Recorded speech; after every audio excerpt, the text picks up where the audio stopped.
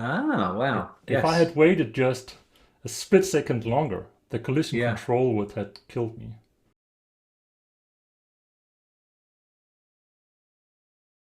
Okay. Well, first of all, I would say thank you, Simon Phipps. Simon Oh, you're Phipps is most welcome. obviously the person that I'm looking the most up to. At the moment, he is taking a huge amount of time and has for the last couple of years. Simon Phipps is the original designer behind Rick Dangerous. But if you look at his CV, given what decade you were born in, you would recognize stuff as Burnout, Harry Potter, Chuck Rock, among others, going all the way back to Jet Powerback, I believe, Hmm. was the Yep. very first release that you did. Hmm. Um, Simon very gracefully reached out to me and said, would you be interested in an interview? Because I know you said you knew I had some questions regarding Rick. Absolutely. Yeah, we'll say it was seeing your insane world record attempt on the Commodore Rick, and I was like, "This is really cool." And you had a load of questions. I was like, well, hang on a minute. You've got a YouTube channel. It deserves getting a little bit of exposure. It'll be fun. I could answer your questions. You could share those with the guys that are out there that are interested in it. And I've got a Sunday afternoon. It's beautiful and sunny out here. So let's get together and chat. So yeah, that's how it happened. Huge thank you. Yes. Um, yeah. It was just an attempt. It was actually the official world record now. The first time Rick Dangerous on the C64 has ever gone below 11 minutes. I'm not sure if you ever imagined the game could be That completed is in. that is it's insane. The fact that anybody, and I've said this many, many times, but I'll reiterate again, the fact that anybody even remembers one of the games I've made back when it was, but let alone is keeping it alive and still playing it and still playing it competitively is absolutely blows my mind. It's been insane. And the amount of variations of the game that I've seen, kind of like go to early versions of Flash versions, Game Boy Advance copies that have been burned into ROMs. The fact that there is even part of MAME, you can actually, there's one of the BIOSes or something like that kind of thing is actually specifically there for supporting Rick. It's just crazy because this is a little game that we made in 4 months back in 88. 88, And yeah. to know that it's kept alive and it's touched so many people that I'll never get to meet, and kept on going this long. It's just wild. Yeah, it's well, there are many people out there who love this game and has very fond memories of it. Mm. I am one of them, and it was Corona was one of the things that got me. You're locked down to a table. You have some spare time that you can't kill otherwise. So I looked at my C64, which I got in the original hardware right next to me. Right. I'm thinking, hey, there was this game. I really absolutely loved it. Let me try to run all the way through, do a complete run. Cool. And I think actually I hadn't done a complete run until that first year of Corona, and then I Right. started just homing in on it. Um, Wow. but before we get to Rick, Hmm. let's talk a little bit about you Hmm. and your upbringing until the point in time where the whole Rick adventure started. Because Okay, okay. you were born in 1966. Is that okay for That's me right. to? You're 10 years Yeah, older that's than right. Yeah. myself. Yeah. In So May, 1966, just turned 58 this last month. yeah. Yeah, I'm from a little tiny town in the East Midlands in the UK, which is sort of roughly between the two cities of Derby and Nottingham. So we've got Sherwood Forest and Robin Hood that way, and then Derby, which is the place I ended up working. Is kind of like we're about 8 miles in between. So it's a little town where people are from. I grew up through the 70s loving cartoons. So my first exposure to cartoons was watching Tom and Jerry, particularly on TV, and loving all that kind of slapstick humor and Yeah. stuff. And um, as a kid, although I'm academic, I've also been encouraged to draw, and I've got many memories of spending time with my granddad, who wasn't particularly an artist himself, but he would encourage me to sit and make model kits and sit and draw with him for hours and hours and hours. And so what I did was, over being a little kid, wanting to draw cartoons like I saw on TV. As I got into my teens, I was like, remember seeing sort of like methods of actually making your own movies, and desperately wanted a 8mm film camera, because that's what you could do. There were some TV shows on, there was a TV show on kids TV in the UK called Screen Test. I've never talked about this one before. But they had like a young filmmakers competition where people would make a small kind of 8mm film, and that gets shown on the TV. And back in 74, I remember being 8, and there was a TV show by a British animator called Bob Godfrey, which was the do-it-yourself cartoon animation show, I think it was, in which he showed you how to make your own movies. And he kind of showed you one episode all about cell animation. The one that really sticks in my mind is the one on cutout animation, that they had Terry Gilliam of the Pythons in there showing how he did all of that sort of stuff. And it was like, oh, this is fantastic. I'd love to be able to do that, draw these things and make them come to life.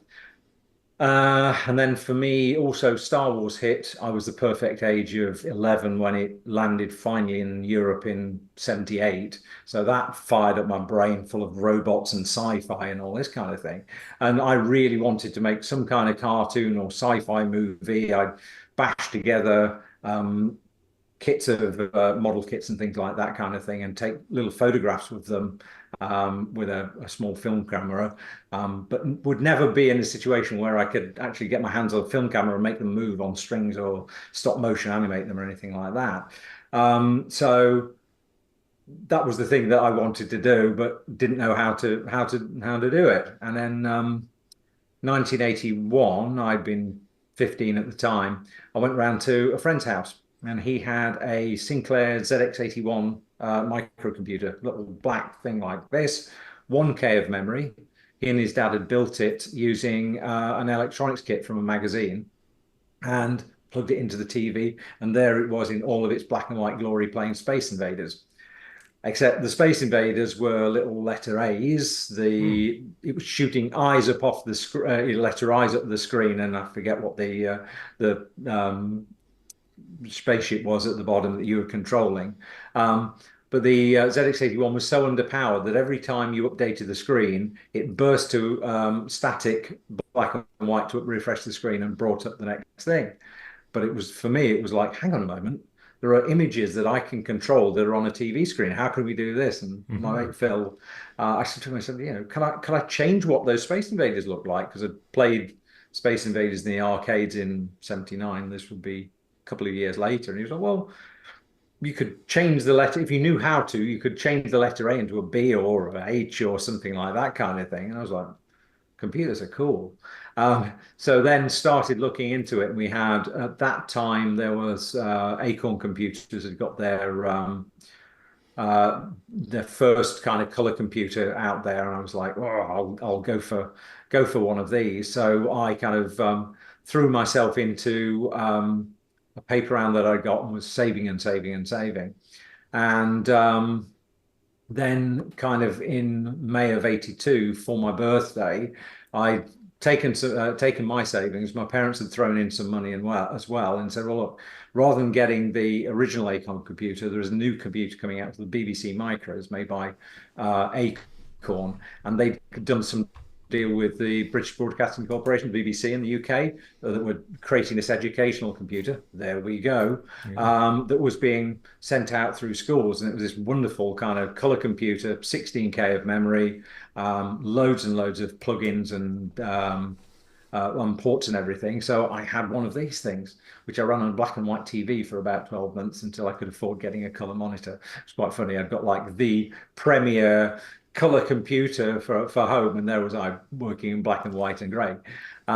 So with that, it was like, well, okay, then how do I get images on screen? It had a built-in basic within the operating system. So going through magazine listings and the manual, 10 print, go to 10, that kind of stuff. And then gradually learning how to plot characters on the screen in color. And of course, the next logical thing was I'm playing games in the arcade, so I'll make my own versions. So what I did was in BASIC, writing my version of Pac-Man, writing my own version of Lunar Lander, and all of those things. And then there was a certain point where I could see the commercial games that were coming out that had all these lovely multicolored sprites. And I'm like, well, how do I do that? Because at that time I was using the built-in character printing stuff, which basically on the BBC would you give it a color, you give it, I think, a coordinate and a character number, and it would print a little 8 by 8 single color graphic on the screen. The nice thing about the BBC Micro is it also had a facility to embed 6502 assembler within the BASIC. So you could write a piece of BASIC logic, little piece of 6502 machine code, and then more BASIC. So what I did was figured out how to plot multicolored sprites using assembler, and then basically started writing my games with BASIC logic, and then just plot these sprites using this little piece of code. I start doing that for a period of time, and just in my spare time, just making little bits of games. And at that point, I realized that game magazines at the time, they were printing listings that were submitted by readers. So I was like, I have got a load of little games. So I sent those off to magazines like the Micro User, sent them the listing, wrote a little kind of like article explaining why I wrote it, the background and how I wrote it, other bits and pieces documenting how the code worked, and then also drawing little cartoon characters that they could use in the article. And one of the cool things was I realized that they were going to pay me by the page. So the more content that I gave them in terms of drawings and listings and stuff like that, the more money I'd make. And I ended up with some of my stuff being printed on the cover and a few of the embedded tapes and stuff. So I actually kind of was making a little bit of money out of just the things that I'd used to learn how to make games. And then my friend Stuart, Gregg, who was at school with me at the time, used to come round of an evening to hang out, play Chucky. I've got on the BBC Micro. That was our go-to. But also, I'd be sitting there coding and stuff, and we'd chat and everything. And I was working on a little game where I had to take a little guy across the screen with a jetpack with multicolored sprites to pick up a fuel pod, to fly all the way back to deliver it to a spaceship, going back and forwards, avoiding hazards in the middle of the screen. And literally all I was doing was checking, has my sprite touched anything that's color? If so, make him die. It was very, very simplistic. And in fact, all my collision detection, I was literally calculating using coordinates.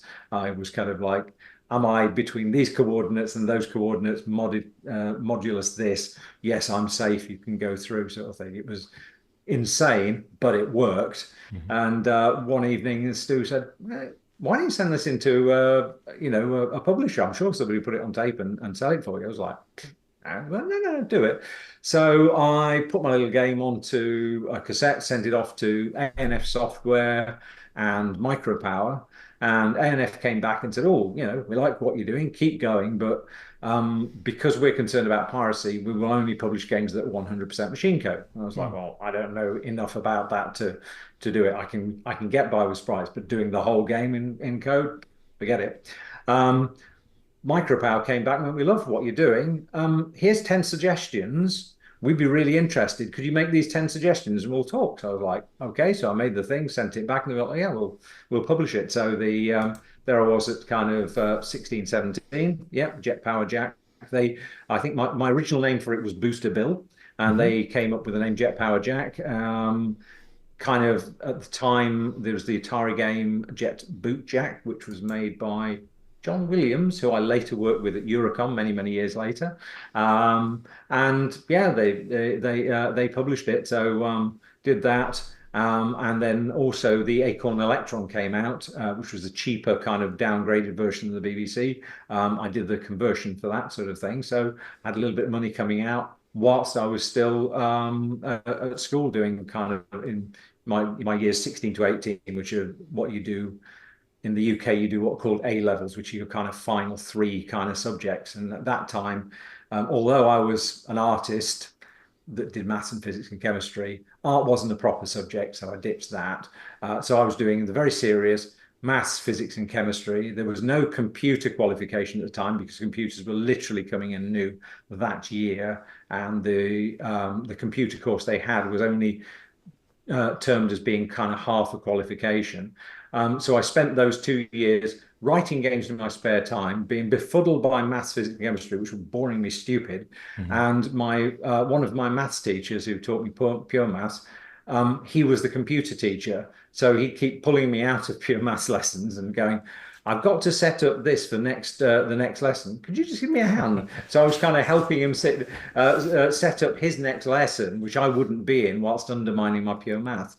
So, but I got a game that was charting in the UK, which was quite nice. So I got to the end of my A levels and catastrophically failed them because, say, at that point I discovered computers and girls were far more interested in maths, physics, and chemistry, and was like, I don't know what I want to do. Making games isn't a real job at this point because this is 1984. I better go and get an education in computers, and I actually got there's a course in Nottingham, which is say 8 miles away from where I am now and where I've always lived, at what was called Trent Polytechnic, which was kind of like it was a quasi university. It was kind of what you call higher education, Mhm. and basically went to do computer studies there, which I absolutely loved because it was just being immersed into the world of 1980s computers. So it was giant terminals and COBOL and data structures and learning how to code and how systems architecture worked at that time. Had a wonderful lecturer who said, we're going to teach you oh yeah, this is your operating systems course. Gather together in groups of 4, write me an operating system and present it to me in 10 weeks time. It has to control this many terminals and that many printers. And it was like, we do nothing about operating system. Yeah, that's the point. Yeah. Go research it, make it. I don't care whether it works or not, just demonstrate that you know what you're doing at the end of it. So it was that kind of thing. So we were flung into this. I thoroughly enjoyed my time there. Did 2 years actually at the Poly, and my middle year was working for IBM. It was one of those kind of sandwich courses where you do a year in industry. And as it was coming up to selecting where to go, a lot of guys and girls were going into coding at various different companies up and down the UK. And my lecturer came to me and went, would you like to go and work for IBM? Which by that time was like being asked to, do you want to go and work for Facebook or Google or something like that kind of thing? I was like, well, yeah. He said, well, it's not a coding job at all. He said, it's actually in the marketing department, but I think you'd quite enjoy it. And it's just over there. So I was like, good to get me a CV. So I actually worked in the marketing department for a whole year in this big American corporation. And that was spent mostly disassembling and reassembling PCs for marketing events, ordering catering, producing newsletters, making sure all the equipment and everything got set up for salesmen to do all of their kind of sales events and everything like that kind of thing. Thoroughly enjoyed it. Totally nothing like anything else I'd ever done before. And I kind of came out of my Polytechnic with kind of like the offer to go back and work for this big American corporation, which I thought, I'm not going to work for a big American corporation. You won't see me in one of those kind of offices and organizations ever again. Um, and um, Yeah. and I'd got a qualification in real computing. Also, the other thing as well, in my spare time, in my late kind of the later part of my school and during my academic years, I'd actually got myself a job at a computer shop in Derby. There's a computer shop called First Byte Computers. We had an outdoor shopping centre called the Main Centre in Derby, and there's a little tiny shop there. Through a family connection, I got the opportunity to work at one computer store that shut down, but they transferred all their staff over to First Byte, who sort of and all their stock, sorry. And I got the opportunity. Yeah, there we go. There's the picture of the main center. So First Byte Computers is right in that very bottom left-hand corner where those two buildings meet, there in the main center. And I can recall many happy Saturdays and kind of summer holidays working in there with the guys that were in there. So at that point, I was kind of, selling all the all the games or whatever. You'd have all the excitement of Jet Set Willie's just come out. The summer of '84, that Ghostbusters title music on the Commodore 64 on a loop for 42 days non-stop was kind of the thing. It was the era of pre-turbo loaders on the Commodore 64 where you'd Oh have somebody yes. come in with a copy of China Miner going, I bought it, it doesn't work. So the first thing you do is go, okay, well, let's go and test it, put it into the tape, press play, and wait 45 minutes because you Yeah. knew that they bought the thing and they just wanted to bring it back. Mm. It's like, I'm Yeah. going to torture you until you would, no, it loads on here. Clean your tape heads. We have a Yeah. good kind of thing. And also advising a lot of families that kind of came in wanting to spend lots of money on equipment they didn't need and go, no, buy one of these, you'll thank me later, and then them coming back as repeat customers because you'd actually given them decent advice. So in that kind of like wonderful environment, I met a few guys that I would like to go on to work with in the games industry. Yeah, quite a few Most actually. It seems that quite a few. many Oh many yes, people absolutely. Yes, we had a kind of originated like from. a sort of regular gang of guys that would sort of like because of course arcade culture was around at that time. Just actually in that photograph that you got there, if you took a walk down the right hand of that photograph and on the so just outside of that main center on the right hand side there was Warehead Records, which is a wonderful record store that had all of the vinyl. It was they actually did a load of kind of trips where you'd kind of buy a coach ticket to go and see a band at a particular venue as well, and then they had arcade machines in the back there. So actually, one of the regulars to the store was a guy called Terry Lloyd, who Mhm. first started coming to First Byte. I remember he was out of a job and eventually came and got a job at First Byte, massively enthusiastic about games, and Terry and I absolutely hit it off and would spend every lunchtime in Warehead trying out the arcade games and everything and getting excited about all the new sort of like games that were coming out and stuff.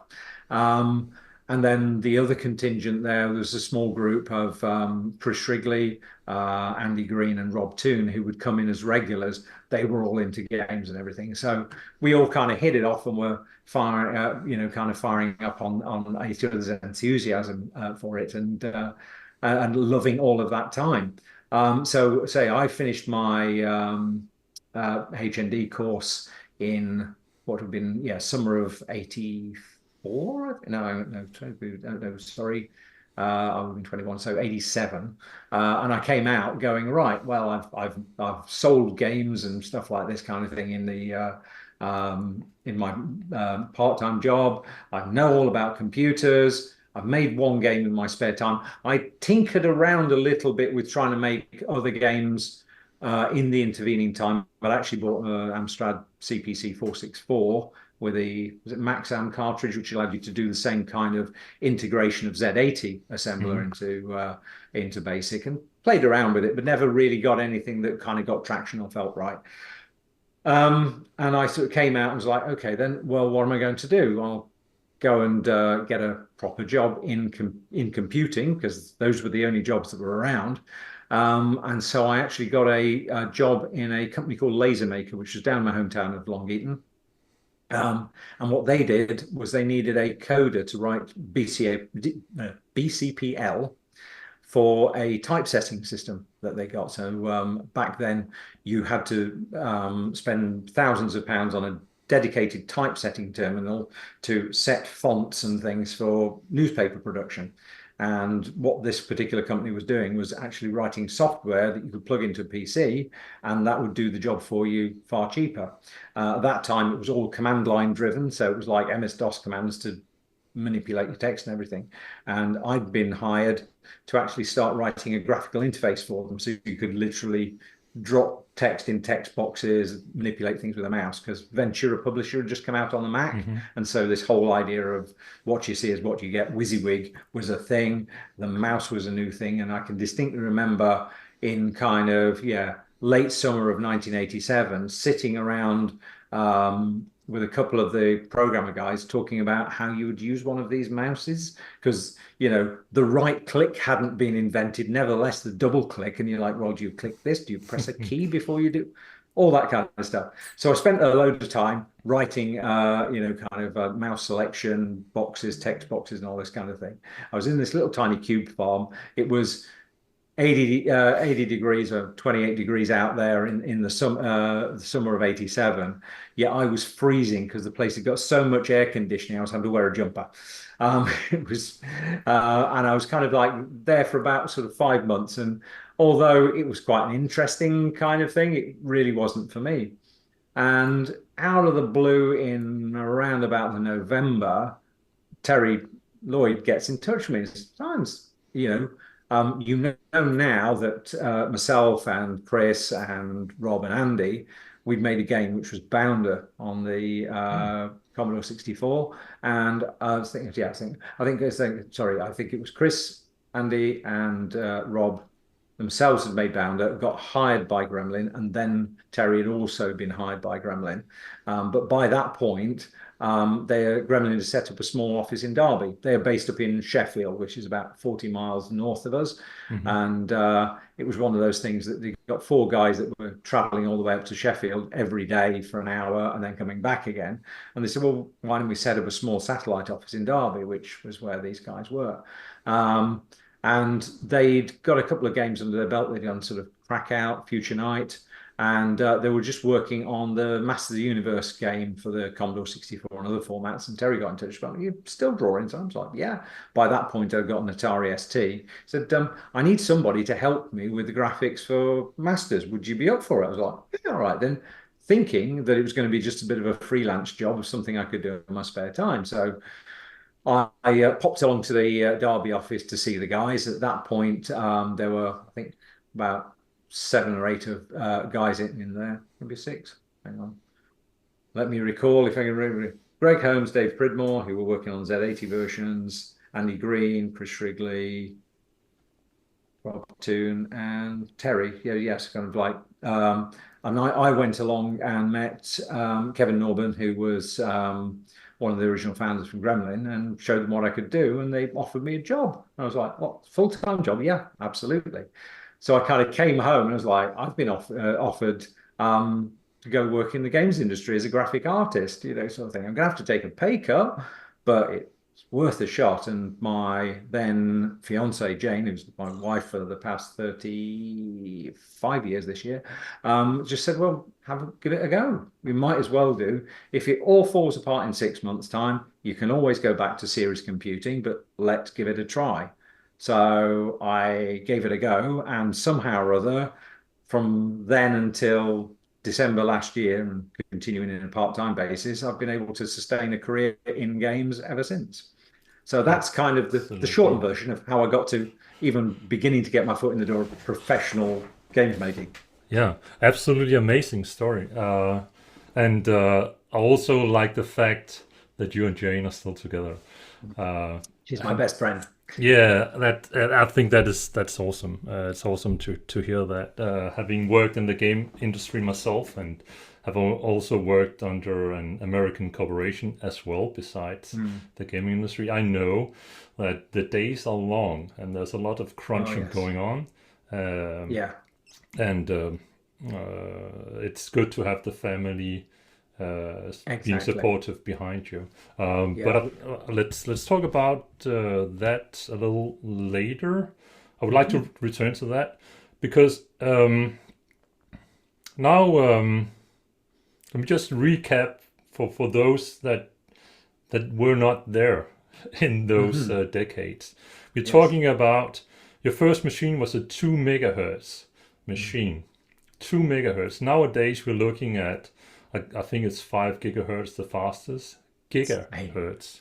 We're talking about a period in computer where we were looking at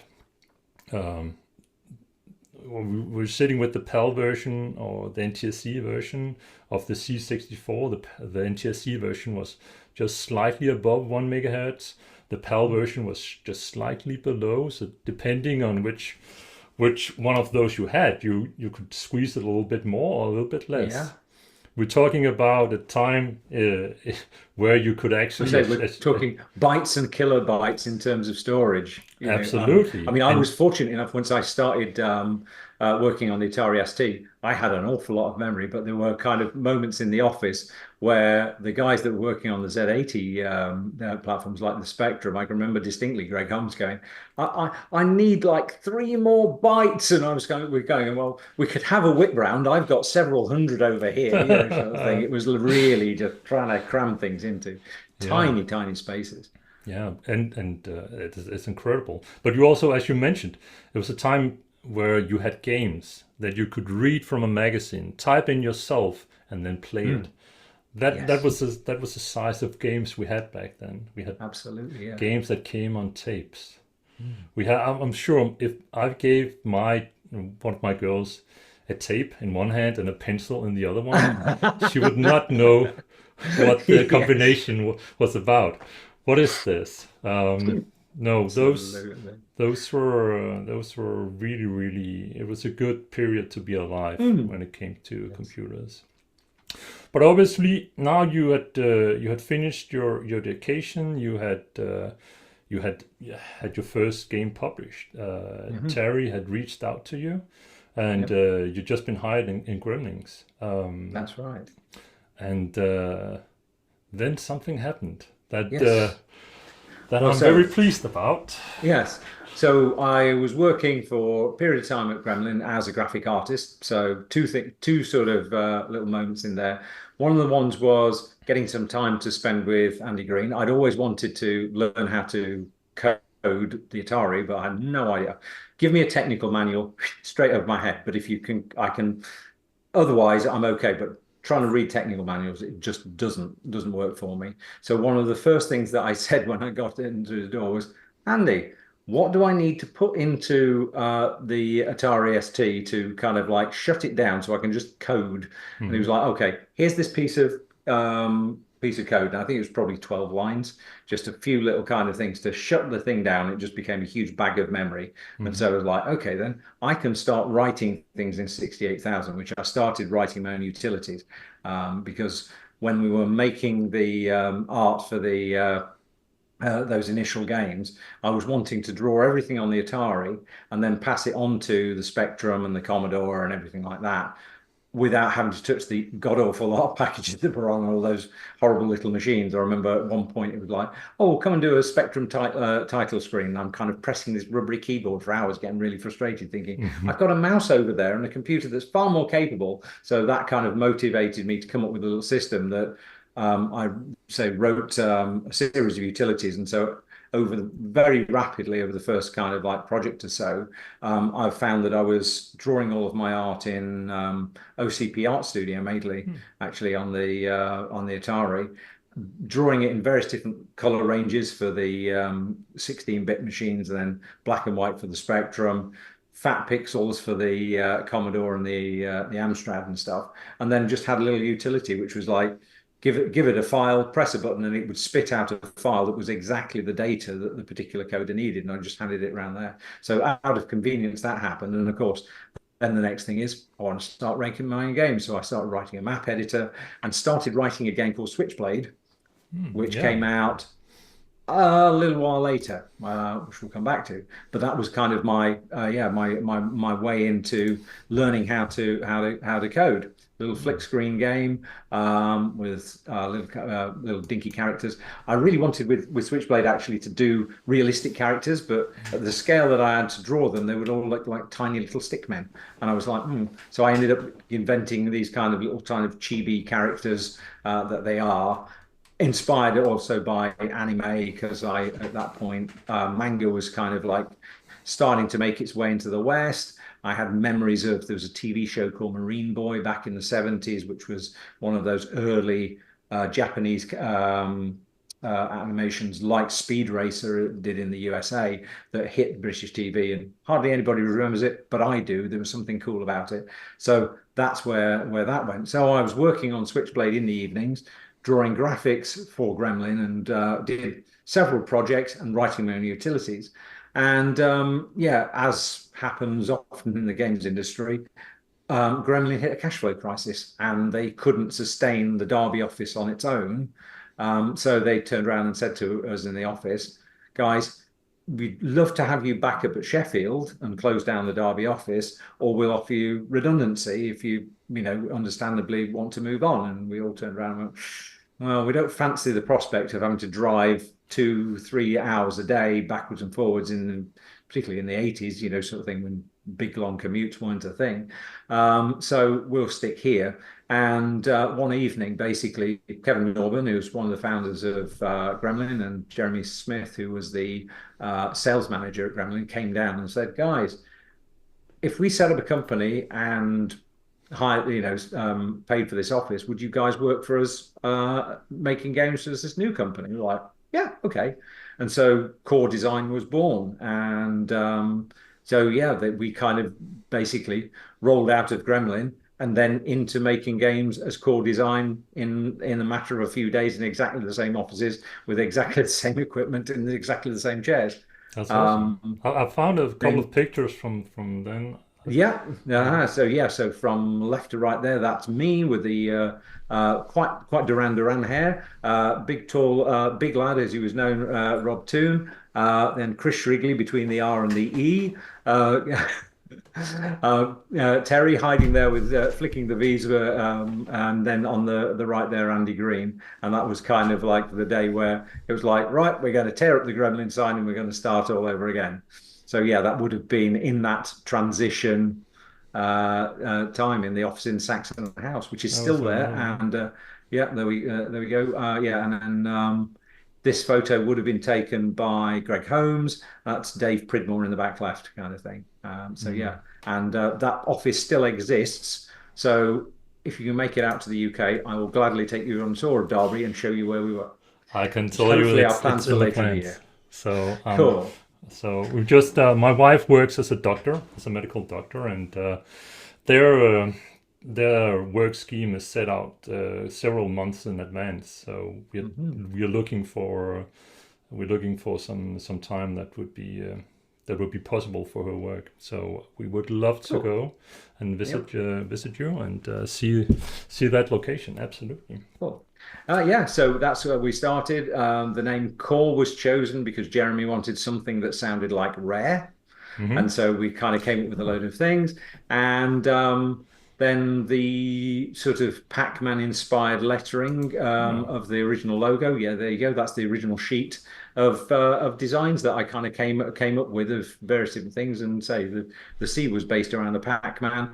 And it turned out in the later iterations of the Core logo, when it was needed, when Core became a publisher, apparently there is a font called Baby Teeth, which very closely resembles that original kind of logo. So it evolved slightly. The E was no longer circular. It was actually a rectilinear kind of shape or whatever. But yeah, that's the thing. And you can see noted on the top there, Switchblade hints and tips. That was kind of like one of those things. That piece of paper was at the front of my binder of bits and pieces, and at some point or other, I'm sure I can remember, I was doing something. It was like, just write it down for me. I don't know who did it on there, and when I get to it, I'll do it, sort of thing. That's awesome. So we started Core at that point. I'm writing Switchblade in my spare time. So every evening I'm finishing work and coming back and seeing Jayne and everything, and then it was kind of weekends and evenings. I can remember carting my Atari ST up to a parent's house, just up the road there, and setting up in the kitchen on summer afternoons, just writing a little bit of extra code and everything, and gradually learning how to program. Enough that when Core started, I was able to become a full-time programmer and artist and designer when you could do all of those things together.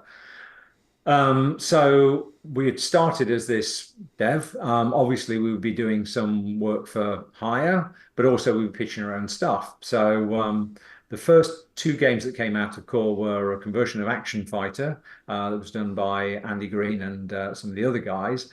And then one of the things was that Terry and I sat down and said, right, okay, then let's come up with some pitches and some ideas for a game. So I think it was on sort of Tuesday afternoon, sat there in the office in Derby and went, right, what hasn't been done for a long while, or hasn't been done well. And so we kind of listed all of the games that we were kind of like the genres of games and stuff. And I can remember distinctly having seen Black Tiger from Capcom had just come out and was like, wow, that's really cool, sword and sorcery. Not making a sword and sorcery game, cross that off the list, space games, etc. And then as we were going through, it's like, no, it hasn't been done really well is a proper Indiana Jones game. There'd been Indiana Jones games out there, and there'd been things like Spelunker and a few of those kind of things. Um, but there was nothing that really kind of captured the idea of that first few moments of Raiders, where Hmm. Harrison Ford, as Indy, is running Yeah. along and there are traps pinging off and big rolling boulders and all this kind of stuff. It's like, that'd be really cool. There was a game on the Sinclair Spectrum that I'd seen in a magazine called Joe Blade, which had these little tiny squashy, squishy characters. There we go. And I thought, oh, that's kind of neat. You could kind of do little characters like that, little guys. So I then started drawing up this character, and Terry and I were sort of bouncing back ideas of what we could do. And obviously it was this sort of thing of we figured that we wanted an environment where you're running around this kind of platform level, dodging all of these traps and everything. And there was kind of that thing of how do we actually make the variety of traps that you would get in this kind of mythical Indiana Jones game we were talking about in the least amount of memory possible with the least amount of code. And I had this sort of idea of like, well, if we have like a little trigger box, we have a sprite, and the sprite can either be, in one state or another, which could be sort of like it completely ignores you, it's incredibly deadly, or it's a solid thing that you can stop on. Hmm. And you do something with this trigger box, it could then change its state. So it can go from being completely harmless to harmful, or the other way around, Hmm. or it could be this kind of solid thing. And then it was like, okay, then so if you step into, and then once you activate it, it also move with an animation table and an animation. And so that was kind of the part of it. So it was like Rick walks into a box, the harmless sprite suddenly changes its animation to being on and becomes deadly. There's your spikes. Okay, Rick walks into a box. It's a blow dart which switches on. It changes its animation to appear. It ceases being harmless. It's deadly. It comes across the screen. It comes at you. That sort of thing. And then the next things were okay. Then so if it's not Rick's body, could you have something that you shoot at, which is triggering something at range with a gun? Could you have something that triggers delayed by time, which was the dynamite? And Hmm. then could you do like a punch or a touch? And it's like, well, actually, you have a stick, you can poke it into holes rather than just doing the thing. I don't know why we came up with a stick. We did do. Yeah, And I've been those wondering maps, about that. yeah, I've been I've no wondering idea. about the stick. Yeah, Hmm. say it was one of those kind of things of, I think it was just sort of like the idea of, yeah, you poke a stick into a hole and you give things a jab rather than a punch, which would imply combat. I Hmm. think was maybe the thing. It may even been that sort of thing of being able to sell the idea of a stick extending beyond the bounds of a tiny little sprite. So anyway, I kind of formulated in that afternoon that sort of idea. And I said, right, Terry, I think we can do this. Let's list down as many kind of traps that we can possibly think of, and I'll tell you whether I can do it. So it was like blow darts, trapdoors, this, that, the other.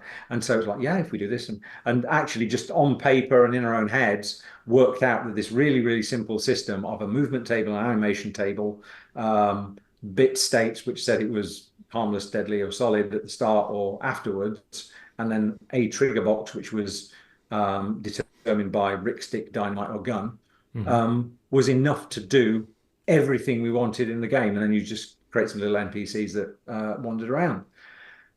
So we pitched it. We drew a little design document, which I've put pages up on my site, been there for quite some Hmm. time, on sort of 3 pages of what A2 paper or something like that kind of thing. And Jeremy went away and sold the idea to BT Software, Firebird at the Hmm. time. And so that's how Rick came to be. So we, in a period of 4 months, we jumped on and wrote Rick, and he became what he became. there's sort of like some of the other reasons for the way that Rick is the way he is are all kind of like, how did we optimize the game to get it out on as many formats as possible in the shortest period of time and most efficiently? So if you look at Rick's sprites, they're 24 pixels by 21 high, which is the hardware restriction that's on the Commodore 64. The screen is 256 pixels across because that was the hardware restriction that was on the Spectrum. We designed the levels so that they would flick screen down in pages for things like the Spectrum, and then on machines like the Atari and Amiga and Commodore 64, where you could do smooth scrolling and still maintain a frame rate, they'd scroll up and down in columns. Those were kind of the reasons that they were all the way that they were.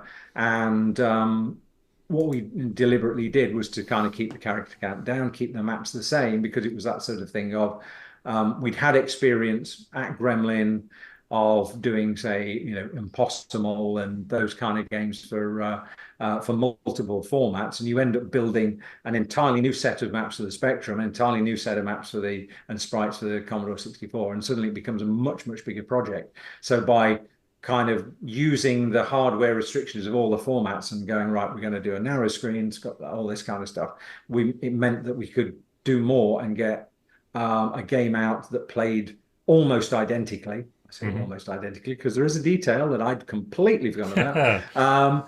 Over all of these things in a short period of time. Say we did it end to end in 4 months, so 16 weeks. And Dave Pridmore wrote the titles theme, which, if you're a musician out there, you'll recognize as a transposition of the Indiana Jones theme. I think it goes up when Rick goes down or something like that kind of thing. And the iconic sound effect was me. We were in the situation where we wanted some ridiculous sounds for when Rick buys the farm in the game. So we had a really tiny cassette deck with a condenser microphone, and Terry and I, just one afternoon after lunch, locked ourselves in the side room, just screaming ridiculous noises into this condenser mic, going wow, wow, like this kind of thing. I sampled them on the Atari, and we just picked the funniest, and it just happened to be mine was the iconic wow, which have been it's been following me around for 30 years ever since, sort of thing. And so we made Rick, and then went on from there. The interesting thing was we kind of completed Rick in 1988. It was held back for quite a few months. The story that I was told was that they knew they had something that they wanted to release that they were really excited about. So they decided to hold it back for a window when they were to release it when it was worthwhile. And that's probably, I think, the only time ever in the games industry where I've had the luxury of having a game complete and it not coming screaming off the presses into players' hands immediately. There was just quite a few months. And in fact, actually, Rick came out in June of '89, which was the month that I got married. And by which time we'd completed several other games because I was finaling a game called St. Greaves' Football Trivia Quiz Game on the night of the 2nd of June 1989 with Jayne, my wife-to-be, the following morning going, we better be out of here at 6 o'clock because otherwise tomorrow doesn't happen. And we were literally finaling that, and Rick came out probably around about that week at the same time. So it was a real kind of confluence of stuff. Yeah. Regarding the release of Rick, I know there were a surprise in there for you. Oh yes, absolutely. Ian Gibson's wonderful comic. Now, I'll say the very first time we ever saw the box art, the cover art, or this comic was the day that they sent copies back to us that were ready to go on the shelves, and kind of opened it up. And the first thing was, what's this artwork? Because our game was kind of, this kind of squashy, scummy looking little tiny compressed man who, say, draws his influences on things like the Mordio cartoons from the 70s that I remember looking at, and the Joe Blade stuff and everything like that kind of thing. Yep, there we go. Mordio. Little sidetrack there. Growing up in the 70s, Every store, every kind of record store or department store had a rack of posters to flick through. The kind of thing that you sometimes get in music stores now, but a lot less. But one of the big things I can remember is probably each one of them had 4 or 5 of these epic canvases drawn by this wonderful cartoonist, Mm. featuring, say, like a giant galleon with hundreds of these little tiny characters all crawling over them. And those little guys kind of infected my brain. So somewhere in there, there's a little bit of that DNA goes into Rick, I think in we can those see kind of it right characters. there. If we Yeah, look at the NPCs right there, there's clearly a absolutely. resemblance. Yep. Uh, so Yeah. yeah, So yeah, so that was kind of our influence. So the box art was a complete surprise because they'd gone for a completely realistic looking Rick. One thing I will say, respect to them, when Microprose, who had then since I believe Firewood was sold to Microprose. Microprose did Rick Dangerous 2. They actually went back and made the cover art for Rick Dangerous 2 with the same artist in the same style. So at least they sequeled one another oh, and that's they perfect. were their own thing. But yeah, the comic book, that was a complete surprise. I'd been a massive fan of Ian Gibson's work from 2000 AD comic back in when I was kind of 11, Yeah, and his kind of like scripts like uh, Robo Hunter and then later Halo Jones. And so this turns up and it's like, oh my word, one of my comic heroes has literally illustrated and written my game. yeah, And in fact, the character of the fat guy that was the main antagonist in the thing, we didn't have an antagonist in Rick Dangerous. It was him versus the levels and never needed a bad guy. So when it came to doing the sequel, it was like, we've got a ready-made villain here. Let's turn him into our sort of Ming the Merciless character for the second one. yeah, So yeah, yeah. no, that was a wonderful kind of surprise. Absolutely blew me away. That was incredible. Yeah, I can vividly imagine how awesome that must have felt. Yeah, and it was completely out of the blue, and so we had no inkling that that was happening, no idea what to. So as much as the realistic artwork for the box cover was a shock, this was like, ooh, Yeah. wonderful kind of surprise. So, did you ever get a chance to meet him? No, I sadly didn't. No, unless Hmm. he passed away only recently as well. Yeah, So he no, did. I think it was I've had five the years great ago. fortune to meet Dave Gibbons, Uh-huh. and a few other of my heroes along the way and stuff. But no, I never did. But I hope the message got back to him that we really appreciated what he'd done. I'm sure he's listening right now somehow. I hope so. But he if you don't know his work, please go out there and look it up. Yeah, just go So by Ballad of Halo Jones and do that one. That's yeah, fantastic. And as I say, just marvel at the intricacies of the work in Robo Hunter. I've not revisited it, but now I'm kind of getting the inkling that I'm going to have to seek out a copy because it's a yeah, few decades since I last went in there and did that. yeah. Mm. I have two teenage daughters, and we live in the country, but every time we go to Copenhagen, which is the capital of Mhm. Denmark, we always go into a little bit. There's a tiny comic book store called Mm. Fantask, and we Yes. bring the girls, and if we go to Copenhagen, they're like, "Let's go to Fantask, Dad," and Cool. because children nowadays they don't have the same relationship to comic books as we do. If No. if I look at Yeah. my shelves, my bookshelves, there are so many classics, Yes. and they have no interest for them. Yeah. But Well, say actually, fortunately enough, my son is massively into anime and manga. He's kind yeah, of found his home things because Dad's thing has become Star Wars a lot of it. And the great thing is kind of there has been this sort of wonderful crossover. So Ethan now working in the games industry himself now. He's I don't know 20, 26 or something. 20, yeah. 1997. I'm trying to do the calculation in my head. Yeah, I think it's 26 right now and stuff, but hugely into anime and stuff. So at the moment, we've kind of got this wonderful kind of confluence where I'm like going, here's Akira. Here's my original Akiras, and at the moment we're going through all of Demon Slayer and Gundam, which Mercury, and he's Mm. introducing me to his stuff. So we've got this Yeah. kind of like wonderful kind of crossover and stuff. But yeah, there was something about going into a comic shop, picking up that copy of Watchmen and Akira and all those kind of things. And I remember sort of like the other anime influence when it was being coming into the UK in the late 80s, and kind of things like Fist of the North Star and Ah. all of those kind of like early animes, which influenced a lot of my other stuff like Switchblade and stuff like Yeah, yeah, yeah. Yeah, it's incredible. My youngest the my youngest girl does gymnastics, and her gymnastic teams is named Akira. And I'm like, that. oh, that's awesome! It's from the anime character, and I was like, what? Who's that? What is Oh, that? Yeah, no, there was some. It was a really awesome decade to grow up in. A couple of mm, awesome decades. Obviously, yeah. we're talking about the 8-bit and 16-bit Hmm. decades. Yeah. So we're talking about and we're talking about Rick right now. Um, Hmm. Obviously, I have a couple of questions Yeah, regarding sure. Rick One. Hmm. I'm not sure. Should we go into them before we Please go do. into Rick Fire away. Two? Let's go, Okay. go for the Rick one. We'll wrap up the Rick one, then I can tell you the rest of the Rick two. That's awesome. So yes, you mentioned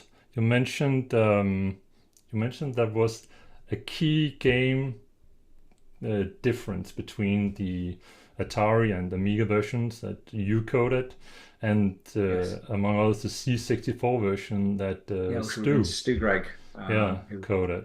And Yes. it seems that I was the one who pointed it out to you. Hmm. But it's a thing that we have been talking about in the speedrunner community for quite a while, because Yes. the Amiga speedrunners has been looking at my speedruns and I'm like, oh, you have it so easy. Because the thing is, that when you use the stick on the C64, you Hmm. kind of stun the NPCs and you can walk right past them. While on Hmm. the Amiga and on the Atari, if you try to Yes. walk past them, you're dead. Yeah. I have So no idea why that is.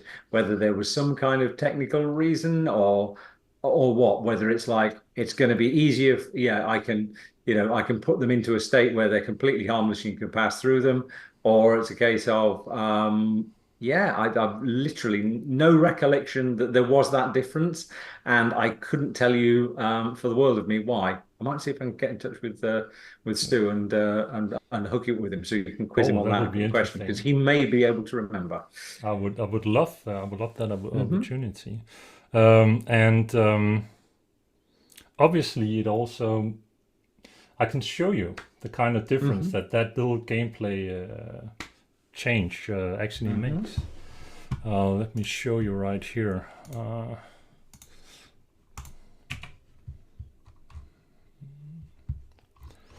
So we would have to go into we Hmm. would have to go into level. That would be level 2. I'm just let me see where am I right now. I'm just finding this right spot here. I can That's share cool. with you so you don't have to look into absolutely nothing here. There we go. Ah. Yes, but that is not the spot. Because this is another spot I would like to talk about, but this is not the spot I want to talk about just yet. Hmm. But it's a little bit later than this one. So remember No, it's not that on the one. Commodore version, Rick is made of two sprites that are overlaid Yeah. to get that look. That was something that I discovered the method of doing when we were doing the Commodore version of Skate Crazy, which was to put a colored sprite with the big extra fat 2 pixel wide pixels in back, and then a high res black sprite over the top. So you get much more detail. So it's actually two sprites overlaid. Yeah. That's kind of like why those guys are the way that they are. So that is also why you have a clear contrast between the NPCs and Rick himself, because Hmm. Yes, indeed. yeah. Yes. Oh, okay. Ah, makes sense. So this is in the second level. So we have this is we're getting near to the end at the C64, and I think I'll start by showing how you need to do it on the Amiga. Yeah. Down here we have an NPC waiting. Yep. And that NPC basically has to die because he's blocking this little thing right here that will allow us to move on. But if we... So we have a little example of where the Commodore 64 sprite is only 3 characters wide. On the Atari version, where I could actually plot everything 4 characters wide, you actually have a full-size block that fills in that. That's why you've got that little black gap there to the left there. And it's literally just the fact that, the hardware was you only have a 24 pixel 3 character wide sprite on the Commodore. That's where those little gaps came from. Because I've been trying to like dump TNT down that hole, but you can't do it on the C60. You can't do it in Rig 1, but you can do it in Rig 2. In Rig 2, you're able to drop TNT.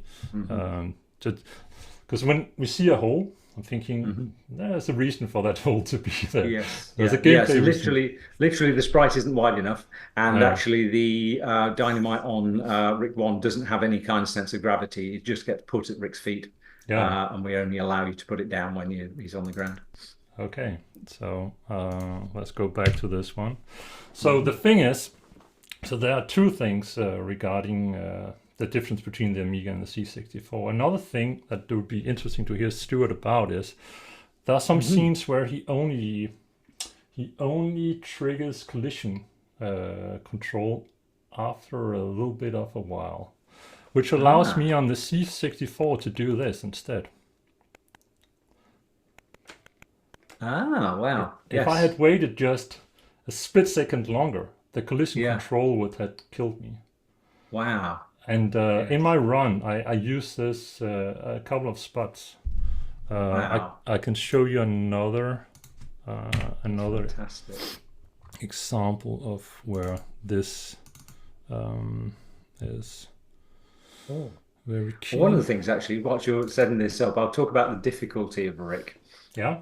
We never intended the game to be this difficult. We didn't realize what kind of game we were making. No. See, we grew up in the arcades where one hit and you're dead is the thing, and there were lots and lots of platform games by that point, Jet Set Willy, Manic Miner, etc., where you touch an enemy, you die. So that was kind of the rules, and growing up in the arcades, that's where things came from, because they wanted to get the next 10 pence or quarter out of you to get you off the machine to go back. The difference is, though, between Rick and all those other platform games operated with repeating patterns. So the majority of everything in the world is all about timing. I stand here, I wait till these things come together, and then I execute my maneuver. Never had we realized the implications of you step into this box and out of nowhere something just shoots at your head. And kind of what we ended up doing, and it's only kind of in years since I realized that this kind of this sprung steel set of traps and everything like that created a completely different experience. Although the game mechanics appeared the same, of I run around and jump over things, it is this huge kind of memory reaction test that we never engineered consciously, but actually ended up being kind of the source of kind of the amusement and the replayability of Rick. It was much more about I do this, and kind of get into that kind of mind state where you're reaction timing and repeating things and learning the patterns all the way through. Had no idea that was the thing. We thought we were kind of building Jet Set Willy with a few kind of sticks and fireballs and things like that kind of thing. And so we literally happened upon this style of play almost accidentally.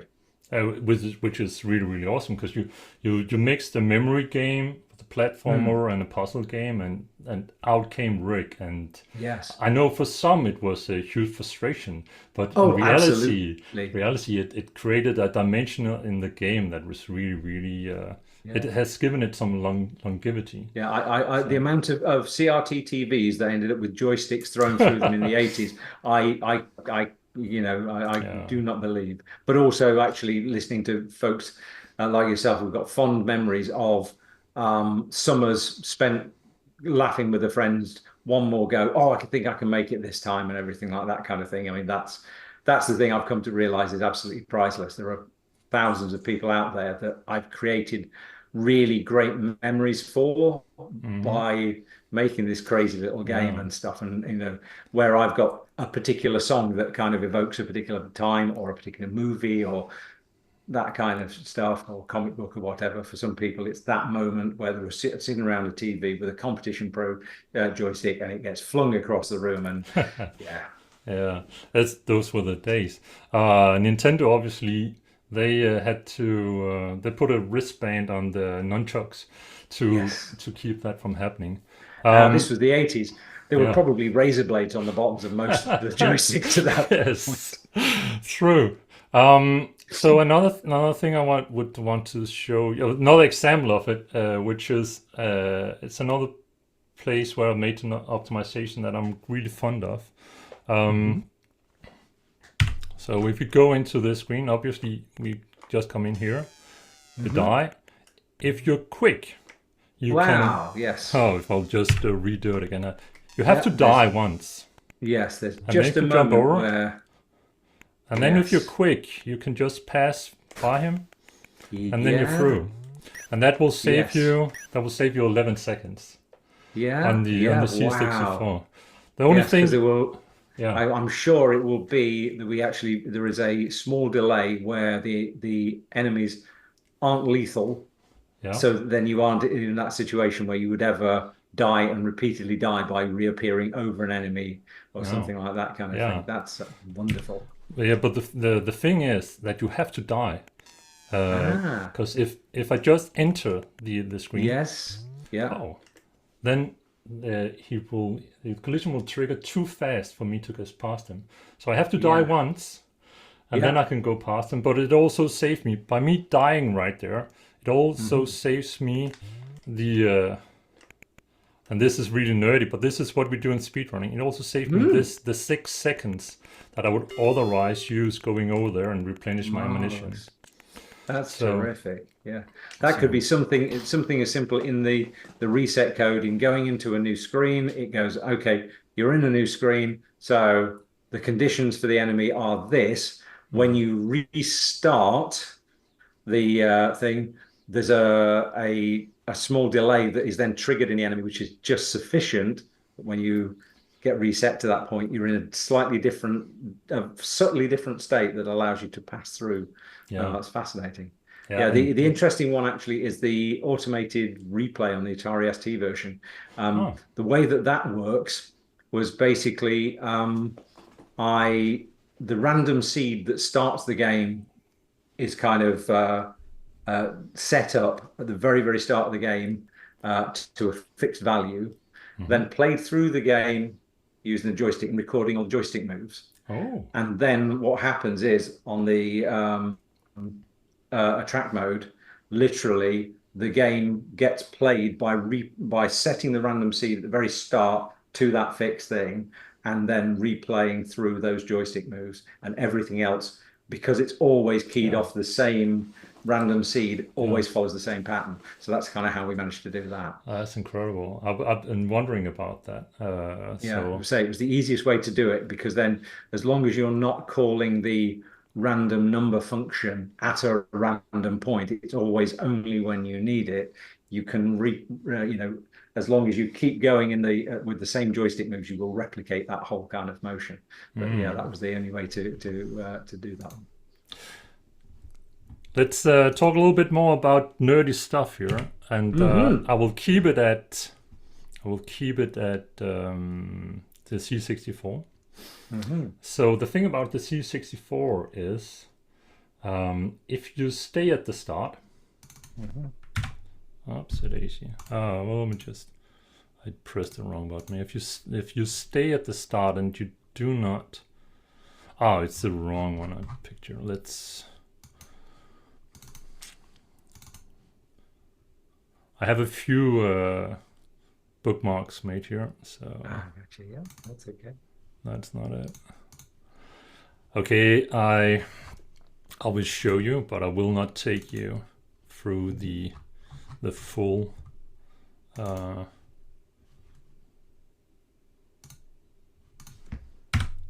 That's why I paused it. So let us Oh, that looks like developing a game right here. during the 80s many times. Did you hear that? Did you hear that sound? Yes. Okay. If I stand at that position for 3 minutes and roughly 30 seconds on the C64, that sound will play. Do you have any idea what that is about? It may be to do with the score gates. So there are hidden sprites in the game that will mark kind of the start and the end of a section and award you score based on time. So what I'm thinking probably is happening there is that the opening score gate is kicking off, and then maybe it's running the way round to the end. The timer's finishing and then triggering again. So that's kind of my guesstimate. But that was the kind of thing of how do you get a score that's different? We put these sort of hidden score gates in as you enter and exit areas, and then that caches in an amount of score based on your time. So I would suspect that's probably linked to that. Yeah. As I suspect somebody with a monitor or a dump of the code would probably go in there and find out for sure. I'm not going to do that, but that's what I can think. Thinking back to 1987, that's 88, the kind of what I suspect that would be. I would suggest that. Well, I think you're right.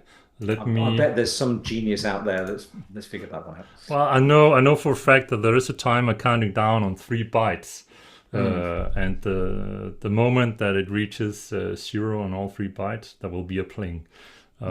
But let's go into the version that you coded. So do you know this position? Do you recognize it? It's on level. It's on level 2. Yes. And the thing is, the moment we walk to this, what seems like a door, but it's a door unlike anything we ever see in the rest of the game. We hear another sound. Yep. What could that be about? Is that say you're actually getting a score at that point, or is it just triggering No, a sound? it doesn't. The score doesn't change at all. No, that's really weird. Yeah, I say the background graphic would be one of Terry's, because actually we split the design of the foregrounds and backgrounds. I drew all the art for the sprite characters. Terry did the background characters. I'm trying to work out why or where that block would have been used, sort of thing. If that say the way that the maps are constructed is 4x4 characters. So you 200, I think it's 128 characters per level, arranged into blocks of 4x4 characters that are then stamped down. So you can kind of see the 4x4 repeats. And that particular one there, yeah, good question. That I wouldn't know.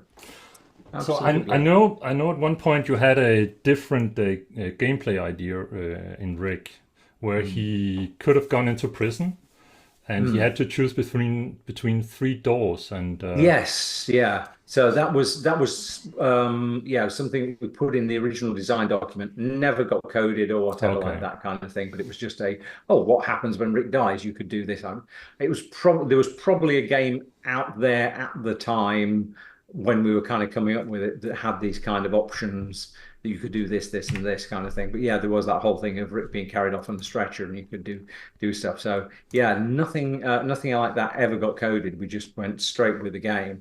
And I say with that particular area, it's perhaps a one definition, one 4x4 character definition that was hanging around and just plopped down in there for variety. But yeah, that's absolutely baffling. Why there is that particular piece of audio. I'd love to. You can only trigger it once, and yes.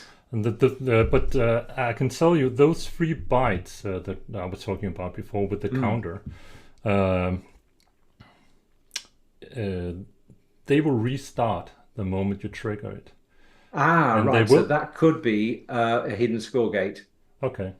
So that could be starting the score timer that when you then exit the other one, because I can definitely remember on my sprite sheet having a green and a red sprite that got written in there, score gate on, score gate off, so we could place them in the level, and then they would trigger the sort of like the opening and cash in the thing. So potentially that could be where we'd hidden the score gate, so you could come down there, trigger that, and then when you get out, you then end up cashing in the score for doing it speedily. So that may be it. But yeah, that was kind of the how do you get a different score? Well, it's based on time. Is it from the start of the level to the end of the level? Well, we really need a trigger or what we call score gates to do. So potentially that could be the score gate on. It would be interesting to investigate, kind of going down there and then finding the exit, the corresponding thing which cashed in some score, and then going there and doing it as fast as possible and seeing if you get the highest score from there. So that may be that one there. Oh, little interesting fun fact as well. Level 2, the Egyptian level, was the first level that we designed for the game. Oh, awesome. We were most confident about the traps in that one, and we realized that twofold. You always get bored of the first level that you make. So at least when it came to making what would be, in game terms, the first level, it's a lot fresher. Plus, also, you tend to make games harder than they actually are. So we knew when we were going to do the Aztec level, we could step back from it. And also, actually, the one kind of heated discussion that we had over difficulty was in the development of the Egyptian level. I remember there's a particular section where you have to do sort of multiple jumps from left to right, and there's a blow dart comes along, and I think it's something like you drop down. This real sense memory stuff. I'm delving back into my unconscious here of kind of like land, jump, and then jump again, and then possibly duck before you get out. There's something like that.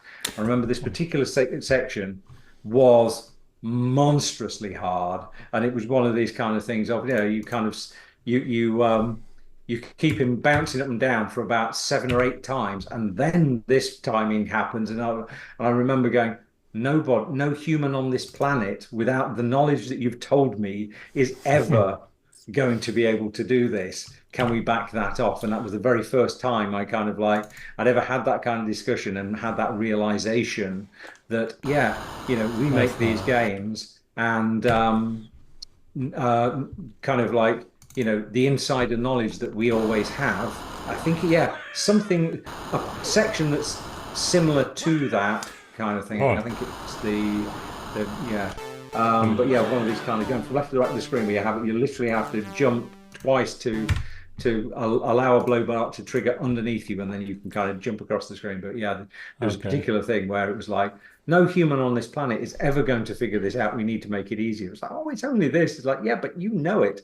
And it's from that day onwards, I always carried that kind of knowledge forwards, which is, when you're making a game, you compensate for all of the little sort of inconsistencies and control, the weird frame dropouts and all sorts of stuff. They just get burned into your unconsciousness. Your knowledge of what's around the corner, what's going to trigger ahead of you, you already know because you placed them there and you've played this through 40, 50 times over the course of the thing. So coming at it with fresh eyes, trying to remember that is so hard, sort of thing. Especially in kind of puzzle games like the later things like the Potter games, where it's like, well, I know that you have to jump up here, climb up there, and do that. It's like, yeah, but just any other human being? Nope. No. So the reason I found this the reason I thought you were talking about this one is that it requires you to do things in a very specific order before you can move on from it. Let me just die one more. Yes. Oh, you have to jump over and then fall down from there. Yes. You can't go down directly there. You have to do the first one. But as you guys correctly concluded, you if you can figure out the logic within a few tries, it's cool. But if you have to do 10 tries, 15 tries, or even more, then it's no longer cool and just put away the game. Exactly. No, definitely. So I have one more question. Yeah, sure. Regarding Rig 1. I have fresh coffee. Thank you, Jayne.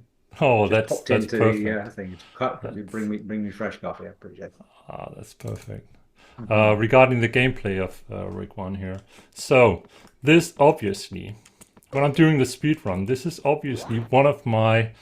I have a love-hate relationship to this place because this is one of the areas where I can lean back, I can rest a little Hmm. bit, I can wipe off my hands, and I can hopefully make it over that boulder when I'm not Yes. talking to someone. But actually, I have to wait here for 4 or 5 seconds or something more. I can't. I'm Mm. not sure. Do you know of any way of getting past this boulder faster than that?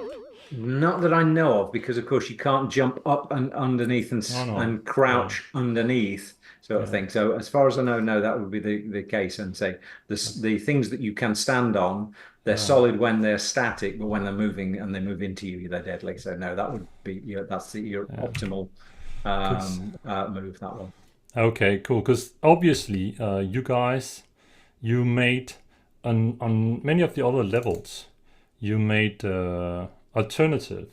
You made the Mm. obvious route and you made an alternative route. Let me show you one of the routes that I found myself. So what everybody has done through the last 30 years, unless you're Hmm. on the development team, is you would go down here, you would Hmm. wait, that portcullis would fall down, you'd wait, Yep. and then you'll go past it. Yes. Hmm. But obviously you guys, you've thought that, 30 years plus from now, Hmm. someone will come and figure out there's an alternative route. So what I found out was that if you go down here and you place yourself exactly on Hmm. that pixel exactly, then it won't fall down. We want to fall down. Yes, it must be just scooching just around the character. Yeah, yeah. It must be the way that you're falling. You're falling just in the right way that you're skimming underneath the trigger. That Yes, little of a fraction. Yes, yes, and brilliant. you can only do it on that pixel. Oh, wonderful. That's And amazing. there's a similar. This is say is so akin to I went screaming around the Nürburgring and I just shaved up, it is that hair's breadth tactical kind of stuff. This is wonderful. Yeah, there's a and obviously I have not known if you put it in there like uh, on purpose or not, but you have another spot in where I'm sure you did put it on purpose, and that will be this one. Um, so this is on the last level. I Mhm. just have to avoid that guy. Obviously, I'm not doing as fast as I could, No. and obviously I'm dying here. So um, Oh, another little fun fact as well. Um, in the last week or so, probably, of the development of this thing, we got notes saying that we needed to change the colors of our little enemy guys mhm. from a kind of a grey World War II era aesthetic to something different. Hmm. Uh, so yes. Yeah, while Indiana Jones can go with more authentic World War II adversary color, shall we say, we at the last minute were running around going, "Oh, can we get green into these things?" Hmm. Oh, yeah. I can see how that people would have opinions about that. But Yes. so let me just unpause this again. Mhm. So obviously I'm a speedrunner on the C64 version, but on the C64 version, the safe route would be go down over here, go down, crawl under. The rockets would then activate, and you Mhm. would fall down, be safe, and go on. But on the Amiga version, well, let me show you what happens if you walk down the ladder here. Mhm. Boom, flame. Yes. But Symes, the developer, obviously thought that that is the folks that don't tinker around, they will experience that. But if you walk down to that pixel and move Mhm. to the right and fall Yes. down, Yep. you can bypass it. So Hmm. in that case, that was actually a case where I think you guys you put it in there on purpose. Oh, definitely. Yeah, there will be moments like that kind of thing. So, the majority of the credit for the levels goes to Rob Toon and Bob Churchill, because Oh, those guys spent hours in the editor actually crafting the levels for us. Because at that time I was coding and doing all the art and everything like that kind of thing. So they're kind cool. of majorly responsible for the design levels. I think it was kind of quite a collaborative effort on the first couple of levels, and then as we got to see how the game was coming together, it then became a case of those guys go running with the stuff and building extras on top of stuff like that kind of thing. But it would have been, yeah, it was quite a collaborative effort of um, me coming up with the enemy sprites, Terry coming up with the backgrounds and how how these could then be turned into the 16 by 16 blocks. And then the editor actually was a Commodore 64 editor for all of the block editing that I think Rob Toon had actually written on the Commodore 64 for assembling all of the blocks and everything like that. Trying to remember whether the triggers were actually hand coded in a text file, and they actually sort of specified the size and position and stuff in the level. Not too sure, can't quite remember back then. We then moved on to a very complicated editor for it too. Well, huge shout out to those guys. Absolutely, they're Absolutely. done awesome. If they're listening in, or you meet them, or chat to them, please give them Certainly. my biggest respect. Hmm. I have taken much joy in theirs and your Hmm. creation. Yeah. Teamwork is really key if you And want it's to one of make the an sort of impact. rare occasions where I think we managed to get a game as we'd intended it, as we started it, we finished it in time, and it hit all of the marks that we did. We didn't overslip or anything like that. So this was one of those kind of delightful sort of moments where everything came together. It all worked like clockwork. We knew what we were doing, and we were in and out in 4 weeks, which is just crazy now to think about that. Where the current game that I'm working on, I mean, put it this way, Rick Dangerous would probably fit within the the texture definition of a Hmm. leaf in this Yeah. gigantic game world. It's incredible that yeah, that was this little 4 months back in '88, and yeah, here we are years Yeah. later talking about it. That's incredible. It was really it's an incredible game. Um, Obviously, after Rig One, Hmm. you did a few other things, and then suddenly we had the successor, Yeah.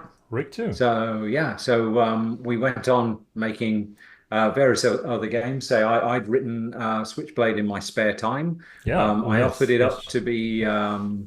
uh, to be published by Core. At that point, Core was still a developer and couldn't afford to do so. So we actually got Gremlin to publish it. Did a little bit of deal with Gremlin, and those guys did it. The hilarious thing about Switchblade was it probably took me about 18 months to write. So in the time it had taken me to write Switchblade from start to finish, I'd already completed several games in my full time. Hmm. So my coding ability in my full time game has become really proficient and very, very good. With Switchblade, it was being hung together with bits of string and sellotape, and I was having this kind of situation where in the last about 6 months on Switchblade, I'm like, do I just keep going with the code that I am, or do I stop and rewrite all of it, knowing what I do now? I was like, no, just grind through and get it finished because it will never end otherwise.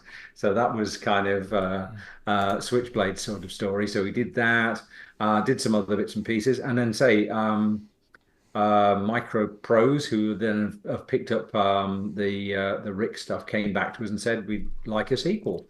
And the thing that I thought in my head was, okay, then we've done the Indiana Jones thing. He is the kind of quintessential parody of the kind of like the hero that Indy and all those kind of things were based on. So let's make him our Flash Gordon. And also, as you can see in the background of the title screen, let's go into CinemaScope here. Let's go into widescreen. So hence the kind of shape in the background there, and the fact that we then started doing the cutscenes rather than that little tiny teeny tiny window in the middle of the screen. We actually do a kind of a a widescreen animation of him in every level. So yeah, that was kind of the desire to do it, and then to sort of parody Flash Gordon, the multiple planets, to put a level select so you go to various different other worlds in whichever order you wanted to. And then we say we've got a bad guy in the fat guy from the original comic book that we could make our Ming the Merciless for the rest of the game. Yeah.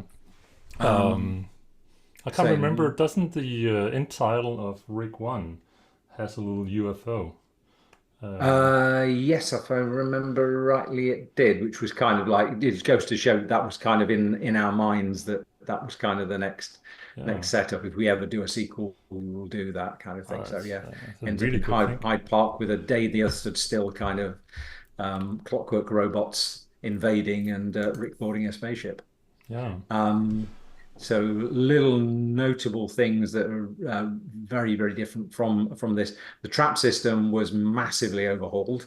The idea was basically was, what are all the things that we want to do now that we couldn't do back then? Things like stopping and restarting traps, having traps that would coordinate with one another, having ones that would stop, wait for another one to kind of get into particular sync and move away. And we listed down loads and loads of things that we like to do.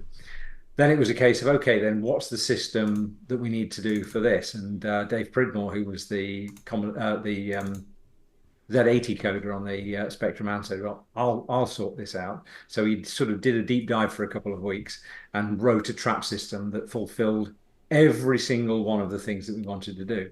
It was horrendously complicated because, of course, everything was packed down into bits to make sure that you could get it into the memory of a Spectrum and an Amstrad.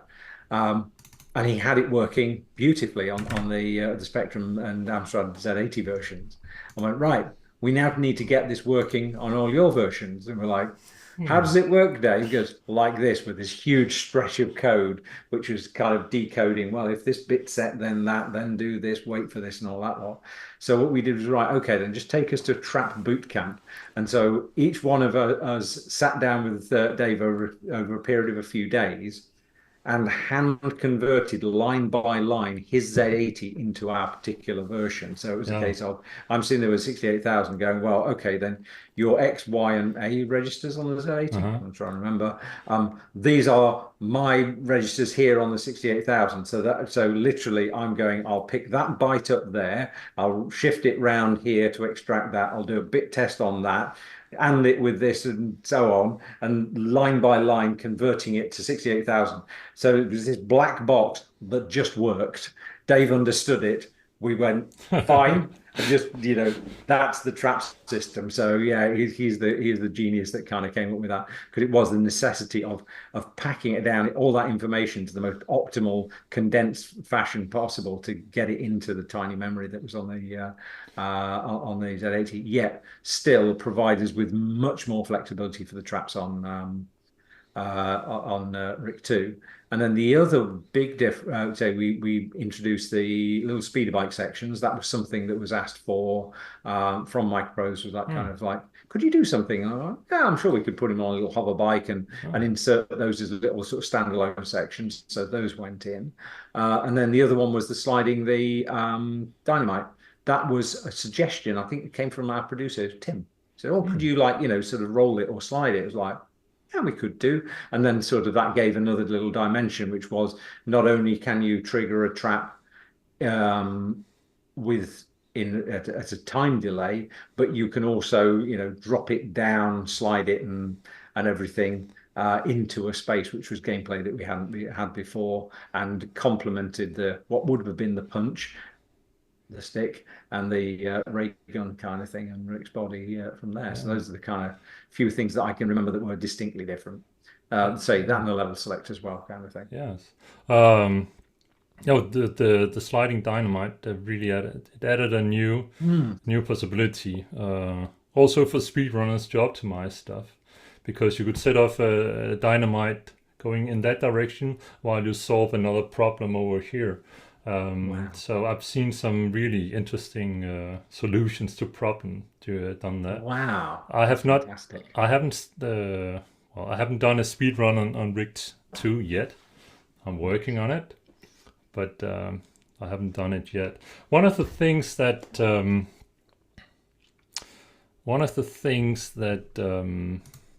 that is keeping me from doing a speed run on the C64 is there was a change. You changed, and I think it must have. I'm not sure why, but it's a little bit different on the Amiga than it is on the C64. The randomness of the NPCs are way bigger on the C64 than they are on the Amiga. Let me show you. Yes. We got this scene, which is basically, I think it's the third scene of the game. You go in here, and that NPC up there, now he was very nice, and he came down very fast. Yes. But you can, let me go out and go back in. Yeah. You can have a situation where he just ponders around, never comes back, or never comes down. I would imagine that sometimes do a suicide. Yeah. You had. I imagine that will be a difference in the random number generator code, because it would have been different on the Commodore and the Atari, and perhaps that situation where that code is firing off repeatedly, so you're getting a much more random, less predictable effect. Whereas kind of certainly on my stuff, because I wanted to do the kind of attract mode, I was very strict about the instances that I would actually call the random number generator to make a decision. So it's rather than just sort of sitting there ticking in the background every frame and spitting out a number, I'd only call it when I needed it. So therefore there would be a predictable pattern all the way through. So I bet there is a difference somewhere internally like that. It's a what's it called? It's a charm of Rig 2. But once you've really been invested into, it is. Once you've been invested into my other stick. Yeah. Wow. He doesn't have the stick, but he does have a punch in Rig 2. Yeah. But yeah, when you're used to running Rig 1 and everything is more or less sequential, you kind of you figured out what happened, it will kind of happen. And you go over to Rig 2 and you're kind of like, you're running fast, it's optimal timing, and then you come to this NPC who just seems to do their own thing. Yeah, I can imagine it's probably some factor of the random number generator not being strictly called only when necessary. Even it may be one of those kind of things that maybe somebody'd have to go in there and find out how those random numbers were generated. Mine was something that I picked up from a 68,000 code snippet from some computing magazine very back early in the those early days, and I just kept using that, where it was kind of spitting out some kind of pseudo random gubbins, which was always good enough for me. Which is cool. It's just it's how it's used. But out of memory, I've played through Rig 2 a couple of times now. I think it's most a speedrunning problem in the first level. It seems that the sequential levels are a little more kind on speedrunning. So, but on the Amiga, I would say it seems very nice. It just very fluidly. This is one of the games I say running it on the Amiga is way easier than it on the C64. Even though if you ask the Amiga guys, it's the total opposite. Yeah. So, but yeah. Like I say, I think I tried to change as little as possible with the random number stuff on Rig 2, and so because I think I had an attract mode as well, that would have meant that I was like, right, I'm going to do the same thing where we play back a sequence of stick moves so you can repeat the gameplay straight away without having to save all the positions of everything on screen and replay those. You just literally go, random number is this, joystick, joystick, joystick, all the way through. Perfect. So that was Rig 2. Rig 3. Rig 3 never happened, and that was just simply because nobody asked us to make a Rig 3. I'd always got inklings that I'd maybe want to do something with sort of private detectives, gangsters, that sort of Jimmy Cagney, Humphrey Bogart era spies or something like that kind of thing as being the next kind of cinematic thing that we plundered. But that was only an inkling, and I never actually thought of anything beyond there because there was no point. And say there was that kind of thing of, yeah, we did Rick 2. What's next? For me, I had an ambition to try and get to being able to do stuff that looked more serious, had more realistic characters. So I went on to things like Wolfchild, which were that more Capcom Strider-esque kind of things. Then 3D came in with the likes of Thunderhawk and playing with it. And then say kind of plotting a course all the way through my career of kind of seeking variety and new things to try out rather than being the guy that make the Indiana Jones games ad nauseum, sort of thing. So yeah, it was that kind of thing. So yeah, we finished Rick 2. Nobody asked us for a Rick 3. That's kind of the notion I had where we would have gone, but unless, yeah, somewhere in the multiverse there's a version of me that did Rick 3 and 4. I don't know what 4 would have been. How do you, so we're running a bit long here, and I don't want to steal too much of your time, but how you've had it a couple of times in your history where you have developed a game and you basically given it on to others. It happened with the Jet Powerback, where someone else made a conversion of it. Yeah. It happened with the Switchblade, where you were not really involved in Switchblade 2, No, if at all. It wasn't at all involved in Switchblade 2, which was quite hilarious and charming. Yeah. So yeah, there's Gary Partis, I think it was, did the conversion of Jet Power Jack for the Commodore 64. Yes. That was just one of those kind of ones where, hey, the Commodore 64 is popular. We have these games. We'll do some conversion, and he went on and made a conversion of it, which was quite lovely. So yep, cool.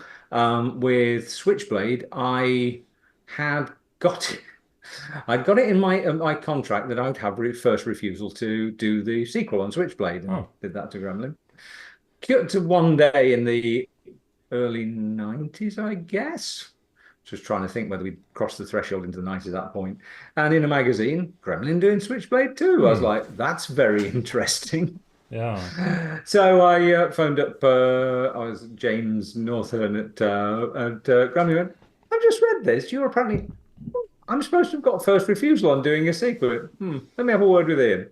Ian then phoned me up, Ian Stuart, lovely head of Gremlin. Went, hi, Simon. Yeah, we thought we'd do one. Would you like to do a sequel?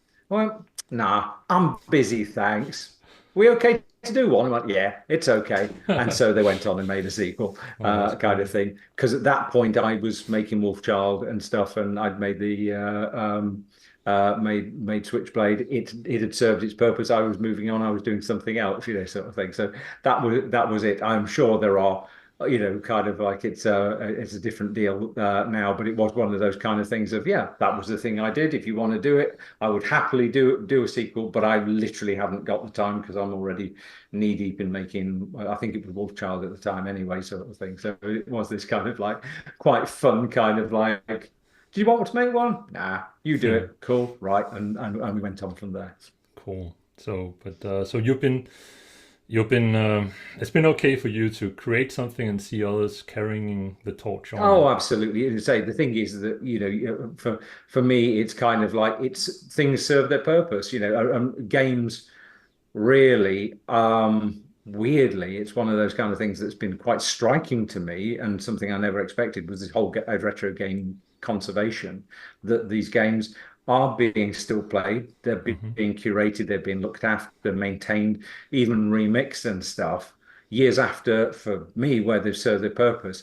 I always thought of games as more disposable than books, more disposable than comics, more disposable than music, because the technology moves on. So short of rebuilding the game for a new format, in my mind, always it was like, well, that worked on the Master System. The Master System's now dead. We're on to the next thing. And also, actually, being creative as I am, once I've done something, it's what's over the next hill, what's the next thing. So I was always at peace with the idea that, you make this thing, it entertains people for a little while. It's almost like putting on a play. It entertains people for a while, and then you've done it, and you've got the memories of it. They still have the memories of it. The hardware goes in the bin, things move on, sort of thing. So this has been this kind of wonderful, shocking kind of thing where the time capsule of not only remembering the game at all, Hmm. but emulating the game and being, kind of like replayable on modern hardware, or Hmm. remastering a game many Hmm. years and revisiting it, or even keeping the hardware Oh, alive, sort of thing is absolutely mind blowing. But I've got always been at peace of like, it was the time making it. It did its job. Move on. I'm on to the next thing, kind of thing, and always yeah. looking over the hill. So yeah, I've never been sort of really hung up on that kind of thing. It's just, you do your thing, and as I say, I always thought of them as being much more disposable than any other media because music. There's always going to be records or CDs or whatever, or um, with books, kind of it's the text, but with a video game, it is that weird kind of thing of it's the combination of the software and the hardware and the graphics stuff to replay it, Yeah. sort of thing. And it's not like film where it's been around for 100 years and then it just gets done. So yeah, it's been quite mind blowing to see that these things still have a life even now. So Yeah. it's one of my next projects actually is to build myself a small arcade machine. Ah, cool. Yeah, it's kind of I'm just building droid projects at the moment. Once I've got one of those out, I've always wanted to make a sort of bar top arcade. So I'm kind of like getting my battered chair ahead on at the moment and pulling out all my list of favorite arcade games, so I can finally have something in the home where I can just switch it on, load up, kind of I don't know something crazy like Vastar or Xevious or something like that. Have a little blast and then go away, rather than I've got to get the PC, switch it on, load up an emulator, hope that Windows hasn't updated in the background, and all of that kind of stuff. And oh no, we're on main version. What? So that's one of Yeah. my later summer projects is to revitalize an old laptop and get that going. I'll Yeah. probably end up putting a YouTube video of my build online when that gets That'd done. be cool. That'd be cool. I've been there. I've done that project. It's a very rewarding one. Mm. Um, the last thing I would like, if it's okay with you, I Yeah, just sure, interesting. absolutely, yes, indeed. So it's the last thing I would like to talk with you about is if I can unpause this thing. Mhm. Um, Let me do the. You have to go there. This is obviously the title screen. Yep. There we go. Okay. Number two entry on the high score list. Yep. Jayne. There Jayne. she is. She's always been with me, and yeah, so we've been married 35 years, met in November '85, and have been together and best friends ever since. And now enjoying retirement as pals and spending all our time together, which is wonderful. And without whom I couldn't have done any of this crazy stuff from the time that we said, let's give it a go and see if we can make a career in the games industry. Yeah. Yeah, absolutely. Oh, and by the way, the cheat screen thing in Rick Dangerous, if it's never been said out there, Pooky, that was a little nickname I've had for her for years. Okay. Yeah. So you just mentioned something I was not aware of. Cheat screen? Mhm. What's Pardon? that? Cheat screen? On the this on Rick on the Atari, I think it is. If you type in Pooky, Okay. it unlocks the level select. Ah, okay. Yeah. Well, I'm sure I've seen that word in Yes. the memory map of the Yeah. game, but Yeah. But yeah, so it was a pet name that's been around for decades, and I'd sort of put that one in as a little tribute to it. So cool. yeah, there you go. That's the origin. Okay, cool. Yeah. But Jayne has obviously been a huge part of Mhm. everything. Yes. You got engaged with her age 20.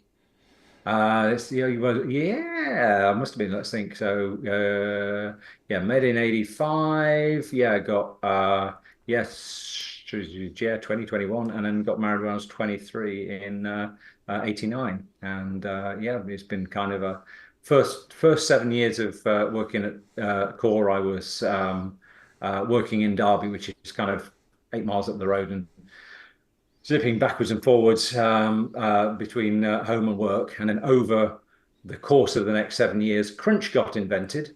Hmm. And so I spent less and less time away from Oh. her, Mm-hmm. or would be coming home with armfuls of discs going, well, whilst you're watching 30 something on TV, I'm going to be doing an extra couple of hours work and all Mm-hmm. that kind of stuff. And Yeah. so the work multiplied, but she was kind of in my corner going, yeah, hang in there, keep on going. And That's then awesome. over subsequent jobs, I then worked up at Stockton-on-Tees in Teesside, which is 130 miles away from where I'm sitting right now. Um, when I made that move, I was working away, staying in a flat up in Teesside for 5 days a week, coming home at weekends to be with her. And actually, um, during that, kind of the weird thing that worked for us was, although I was working 130 miles away, I actually had more time with her than Hmm. when I was working just down the road because work couldn't touch me when I left the door at Oh. 5:30 on a Friday night. And so I kind of had this sort of thing because, as you probably still know to this day, working in the games industry can demand a lot of you. Mm-hmm. There's been certainly for all of my time, there was never really kind of like an overtime. It was just everybody volunteered their time to get the game out before the Mm-hmm. deadline. That kind of thing could be abused by Mm-hmm. the folks that are in charge of you, taken advantage of, Mm-hmm. because we love what we do.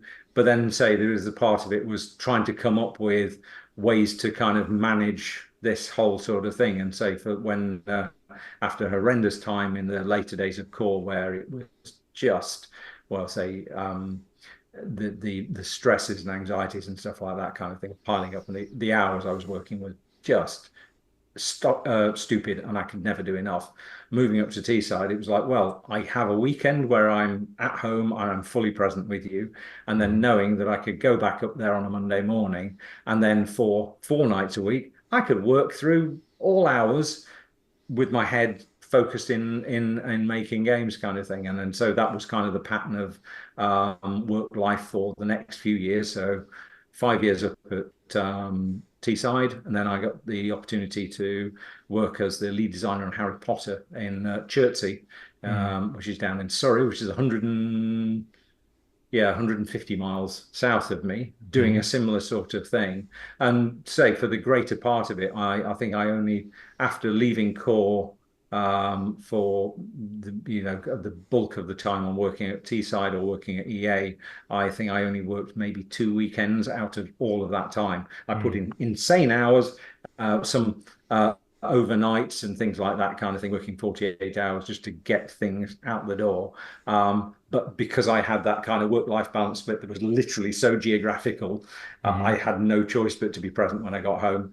Meant that life could get more sane. Mm-hmm. And during that time, had both our kids. Once when I was Teesside, we had my son Ethan, who now works in the games industry, and is now a programmer, and my daughter Molly, Oh. who's she works outdoors and does an awful lot of work. She's also got a little art and photography business she runs on the side and stuff like that. Oh, So she's got nice. a lot of dad's creative stuff, whereas Ethan's the coding side of the two of them. But the great thing was, although they didn't have me in the household very much during the weekdays, by keeping the family here, they had access to my parents and Jayne's Oh, parents. that's awesome. So they actually had a proper family. Because one of the things that I was very much the case when we said about having a family was, we don't want to be in the situation that a lot of families find themselves in the games, even to this day, where you'll have a young family with kids, they'll settle in a particular location,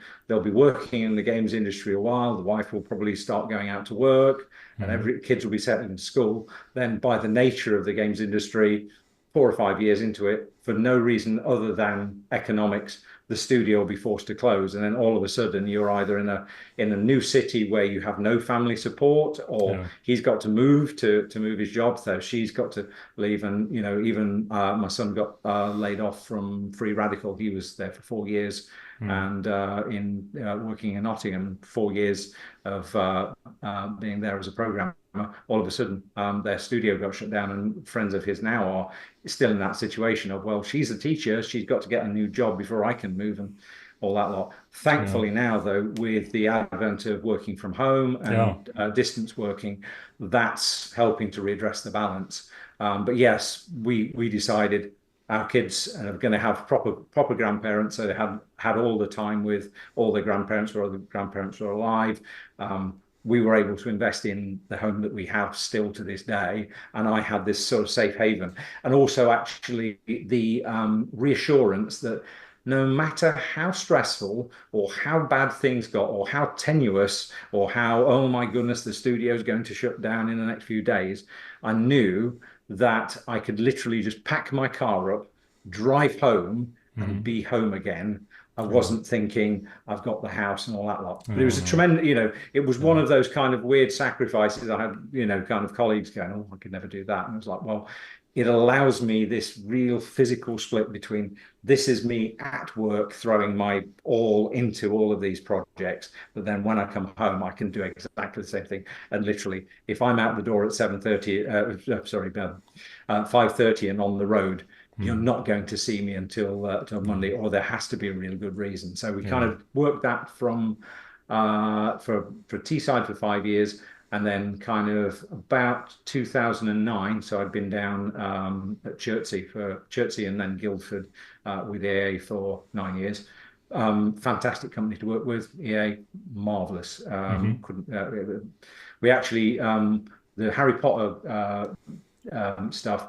I was working in the big facility building that they had at Chertsey, which, if you've seen the film Inception, the Hmm. piece where they have the impossible staircase, Yeah. that was filmed in that building, which Awesome. means that that scene in Inception for me is really weird, because not only is reality bending, but a No. reality I was very familiar with in that Yes. building. There's this. So yeah, did that, and then in 2000, coming into 2009, I'd kind of been working away for about 13 years. I'd been working with the Burnout team on Burnout Paradise, Hmm. mainly in a support role. I ended up doing all sorts of things like the website, the live front end, the video Yeah. podcast, because I've always kind of enjoyed variety. So I've always been sort of up for, I'll try anything. So when my boss Alex and friend turned around and went, Simon, do you know anything about websites? I went, oh, I've built one of my own. So good. Fancy having a go at ours? And so I'd sort of dive in. Do you know anything about podcasting? Oh, no, but we can figure it out. And Yeah. so I've kind of, rather than, one of the things was that, say, I started as a graphic artist, became a programming designer, then dropped the programming to be a designer and a planner, and then dropped the planning part because whilst I was at Teesside, I was trying to schedule the game at the same time as designing it, and you're kind Hmm. of Yeah. brains falling apart, like that kind of Yes. thing. And stuff. And so all the way through my career, it's been varied either from the technology advancing or the roles that I've kind of been eking out by just being willing to have a go at something. And it's been tremendously rewarding and engaging. But yeah, sort of came towards 2009, and I was kind of thinking, I've been away from 13 years. I'll come home. So I got in touch with the guys at Eurocom, who we'd worked with.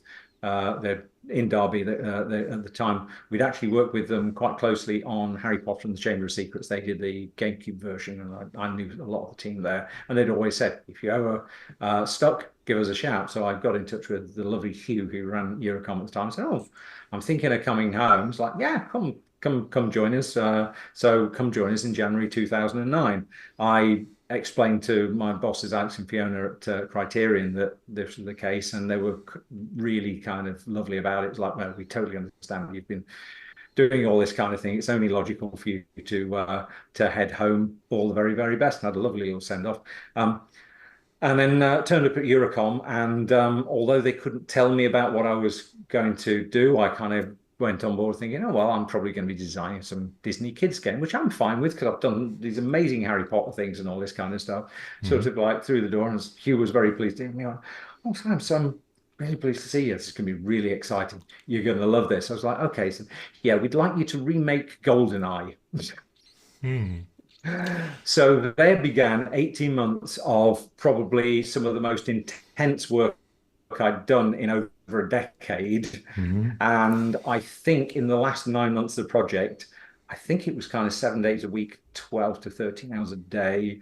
I saw my kids less during that time when I was 8 miles up the road than I was when I was hundreds of Yeah. miles away. So I ended up GoldenEye absolutely exhausted, and in the background had spoken with the guys from Criterion who'd asked me if I wanted to come back. Alex had actually been so gracious to say, "When are you coming back?" I was like, "Well, if you can move the office north, I'd more than be happy to do." He got, "Well, I'm sure you can work from home, can't you?" I was like, "Well, if it's okay with you." So we Mm. worked out a deal where I could work from home for 3 days a week, and then go down, stop away for one night, and do 2 days down at Criterion. So I spent a load of time there working with the Need for Speed team, doing the multiplayer stuff, working from home, sleeping in my own bed continuously for a proper time, actually seeing my kids, and So, having a great old time at Criterion.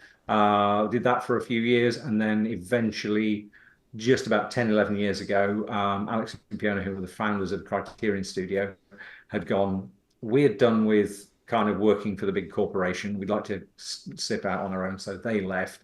And then so a bunch of us kind of like were like, well, the heart and as this is one of the things as well, you will find with certain studios, once the founders of a company leave, some of the spirit of what made it special moves on. Certainly, that was one of the things that I noticed. There was definitely a change at core when the likes of Gregg Holmes and Kev Norban stepped away. At Teesside, Darren and Jason Falconer left Claim Studios Teesside. That little spark that made it special has moved on, and it was a similar sort of thing. So I quit, and then about sort of took a little bit of time off, retrained myself in sort of like Unity, did some C# programming, and yeah. did a lot of retraining as an artist as well at that time, because I'd been doing a load of design work up until that point.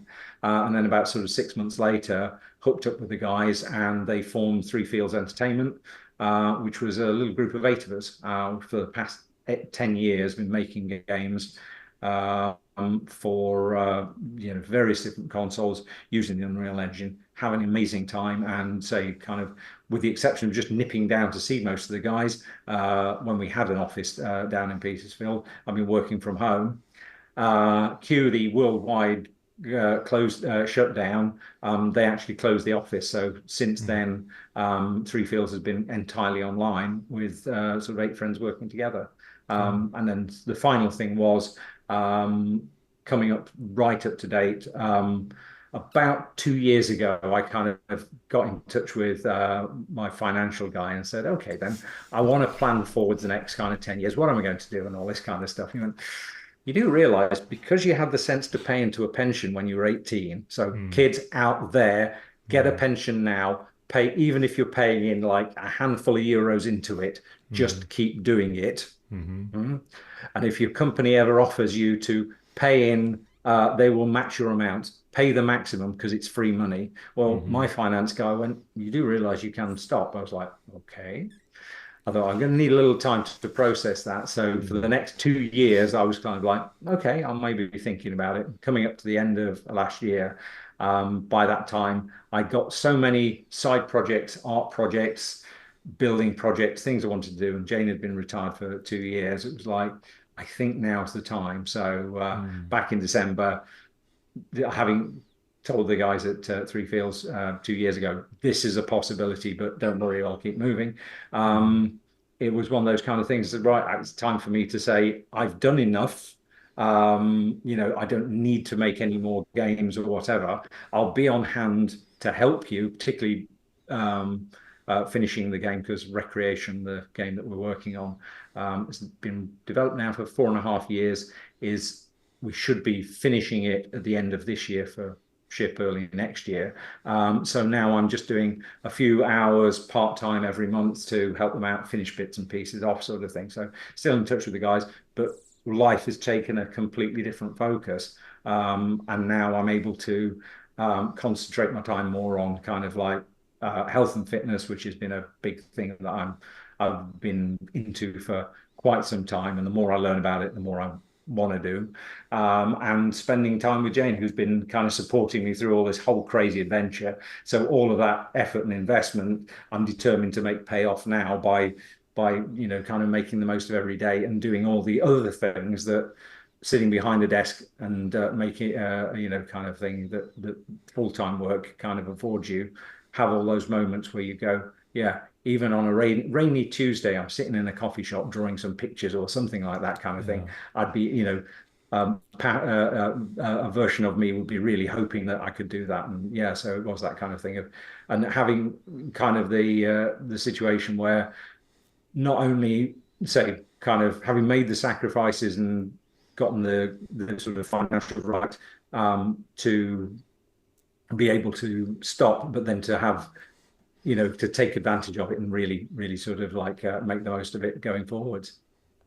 That sounds And like also a actually has afforded mhm. me to take the opportunity as well to get engaged with a lot more stuff. So I'm actually spending more time doing talks and things like that. In fact, next month I'm doing some speeches with there's a local entertainment and arts school that have a games course. I'm actually going to be doing meeting all the students there and doing all that kind of stuff and getting involved with expos and other things which normally working, 4 or 5 days a week, you suddenly get to the weekend and it's like I haven't got the energy to go and sit in a hall meeting people and stuff like that. But now I've got the time. It's really great to be, able to do this and tell these stories, and also hopefully pass a few things that I've learned on to the next generation. The first of which is look after your body. You're going to spend an awful lot of time behind a desk, so Mm. make sure you have time to eat properly, get outside and build some muscle and walk.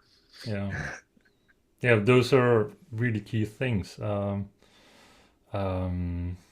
I can only agree. So, yeah, I can only agree. I myself come from a kind of similar background to yours. Mhm. I've worked in the gaming industry. I've worked in the security industry. I've worked in Mhm. American corporations. I've managed people all around the world. People that were 9 hours ahead of me. I had managers that were hours in front of me. So I know exactly what crunching and longing for a bed and some time with Yeah. just you means. Um, so I can fully agree with when you're saying that make your priorities Mm. matter. It wasn't the words that you used, but make sure that Yes. you, Yeah. Think of yourself as yeah, well. Be yes, prepared to make the sacrifices, take the opportunities, do the crazy stuff, especially, in your 20s when you're made of rubber and magic. Do yes, it yeah, because, sort of thing. And then, kind of that's going to get you ahead. Don't be, too keen to knock off. Throw your time in there because that investment, that experience, the camaraderie with those groups of guys that you're going to spend hours with sweating over code or graphics or trying to get rid of some glitch or tear on the screen or something like that kind of thing. They're all a fantastic experience, but then also know when to take a break, know when to step outside, kind of, and find friendships out there, find your tribe, get out there and get in the sunlight and stuff like that kind of thing. So you have that kind of contrast, because the more you do that, it makes it easier to handle all the tough stuff. Where, oh my goodness, I don't think I can think of many projects where at some point or other in the project, oh my God, if this doesn't meet its date, do this or so and so, the world is going to end. It's always that, sort of mm, thing. And I've probably done about 20 odd titles or something like that kind of thing. And every single one of them, you're 47 apparently, titles. yeah, you're standing on the brink of the apocalypse. The Um, world is going to end, cats and dogs living together, the whole thing. It yeah, never does. no, You survive it and you've got a tale to tell, but it's still very hard to kind of resist the that kind of like anxiety kind of thing that other people are basically coming in and going, I don't make the thing, but you've got to get this thing out, making me feel safe because the world's mm, going to end if we don't hit whatever, sort of thing. And it's that kind of thing of, okay, yeah, take it on, use that energy to drive you to, kind of get you going, make the game or whatever. But for goodness sake, also know that there are certain points where you just, you owe it to yourself to get outside, to get off the couch, whatever, sort of thing. The internet phrase "touch grass" really, really, really counts. And so the great Absolutely. thing is that now there are, and this is one of the things that I'm kind of grateful towards, this generation going forwards. There is so much more talked about this on the likes of YouTube. There are hundreds of guys out there that are sharing fitness advice and life advice and ways to keep yourself sane, like yourself, if you only want to look for it, sort of thing or whatever. Whereas when kind of the sort of like in the 80s and early 90s, we had stress and that was it. And you maybe Mm. had an aunt or something or other that had a nervous breakdown, but you never Mm. talked about it. You didn't know what it was. And also kind of things like, and this will be, I don't know, Daniel, this will appeal to you, things like meditation and yoga Mm-hmm. were seen as really fringe things. Mm-hmm. They were adopted by some kind of holistic woo hippie-like Mm. community. And it's actually really those kind of things. There is hard science in there which says these are ways to rewire your brain and make you more resilient Yeah. and capable of dealing with all of the stress which comes from all of these imagined demons and monsters rather than the ones that we would have been threatening us when we were just standing around a campfire and running away from a tiger. So yeah, no, the Yeah. whole thing there. Absolutely. Let's wrap up on Mm-hmm. those very wise words. And I will just want to say huge thanks for using last couple of hours with me, answering my No, questions and no, you're giving. more than welcome. Oh, yeah, it's been really, really incredible. Cool. So finally meeting the man behind the idea and Mm-hmm. lots of the code as well. I And counted up. You're credited for 47 games. wow. So I wow. so it's incredible. It's been quite a ride, and there's been a fair few that never actually made it. There's probably, I estimate, I've probably spent about more 4 or 5 years of my career on things that never actually made it to publication. They either died as a design document, or you're a few months in, and then the thing got canned or whatever, like that kind of thing, or whatever. So you just have to, with that, you go, I did my bit. It wasn't to be, walk away. And literally one of the other pieces of advice I want to give in this speech in July is that, don't be too precious Mm, about it. Literally, I had a situation of like, right, sorry, we're not doing it. Go off to lunch. See you after lunch. We'll talk about the mm, next one. Okay. yeah. And you just kind of go, well, I got the experience. I got the experience to work on this, but future me doesn't have to deal with all the problems that I had No. before lunchtime. They're all Exactly. gone now. Yeah. The next one's going to be amazing and perfect. There are going to be Yeah. no problems there, or at least there are no problems I can see until So months down the line. You're thinking, oh, really?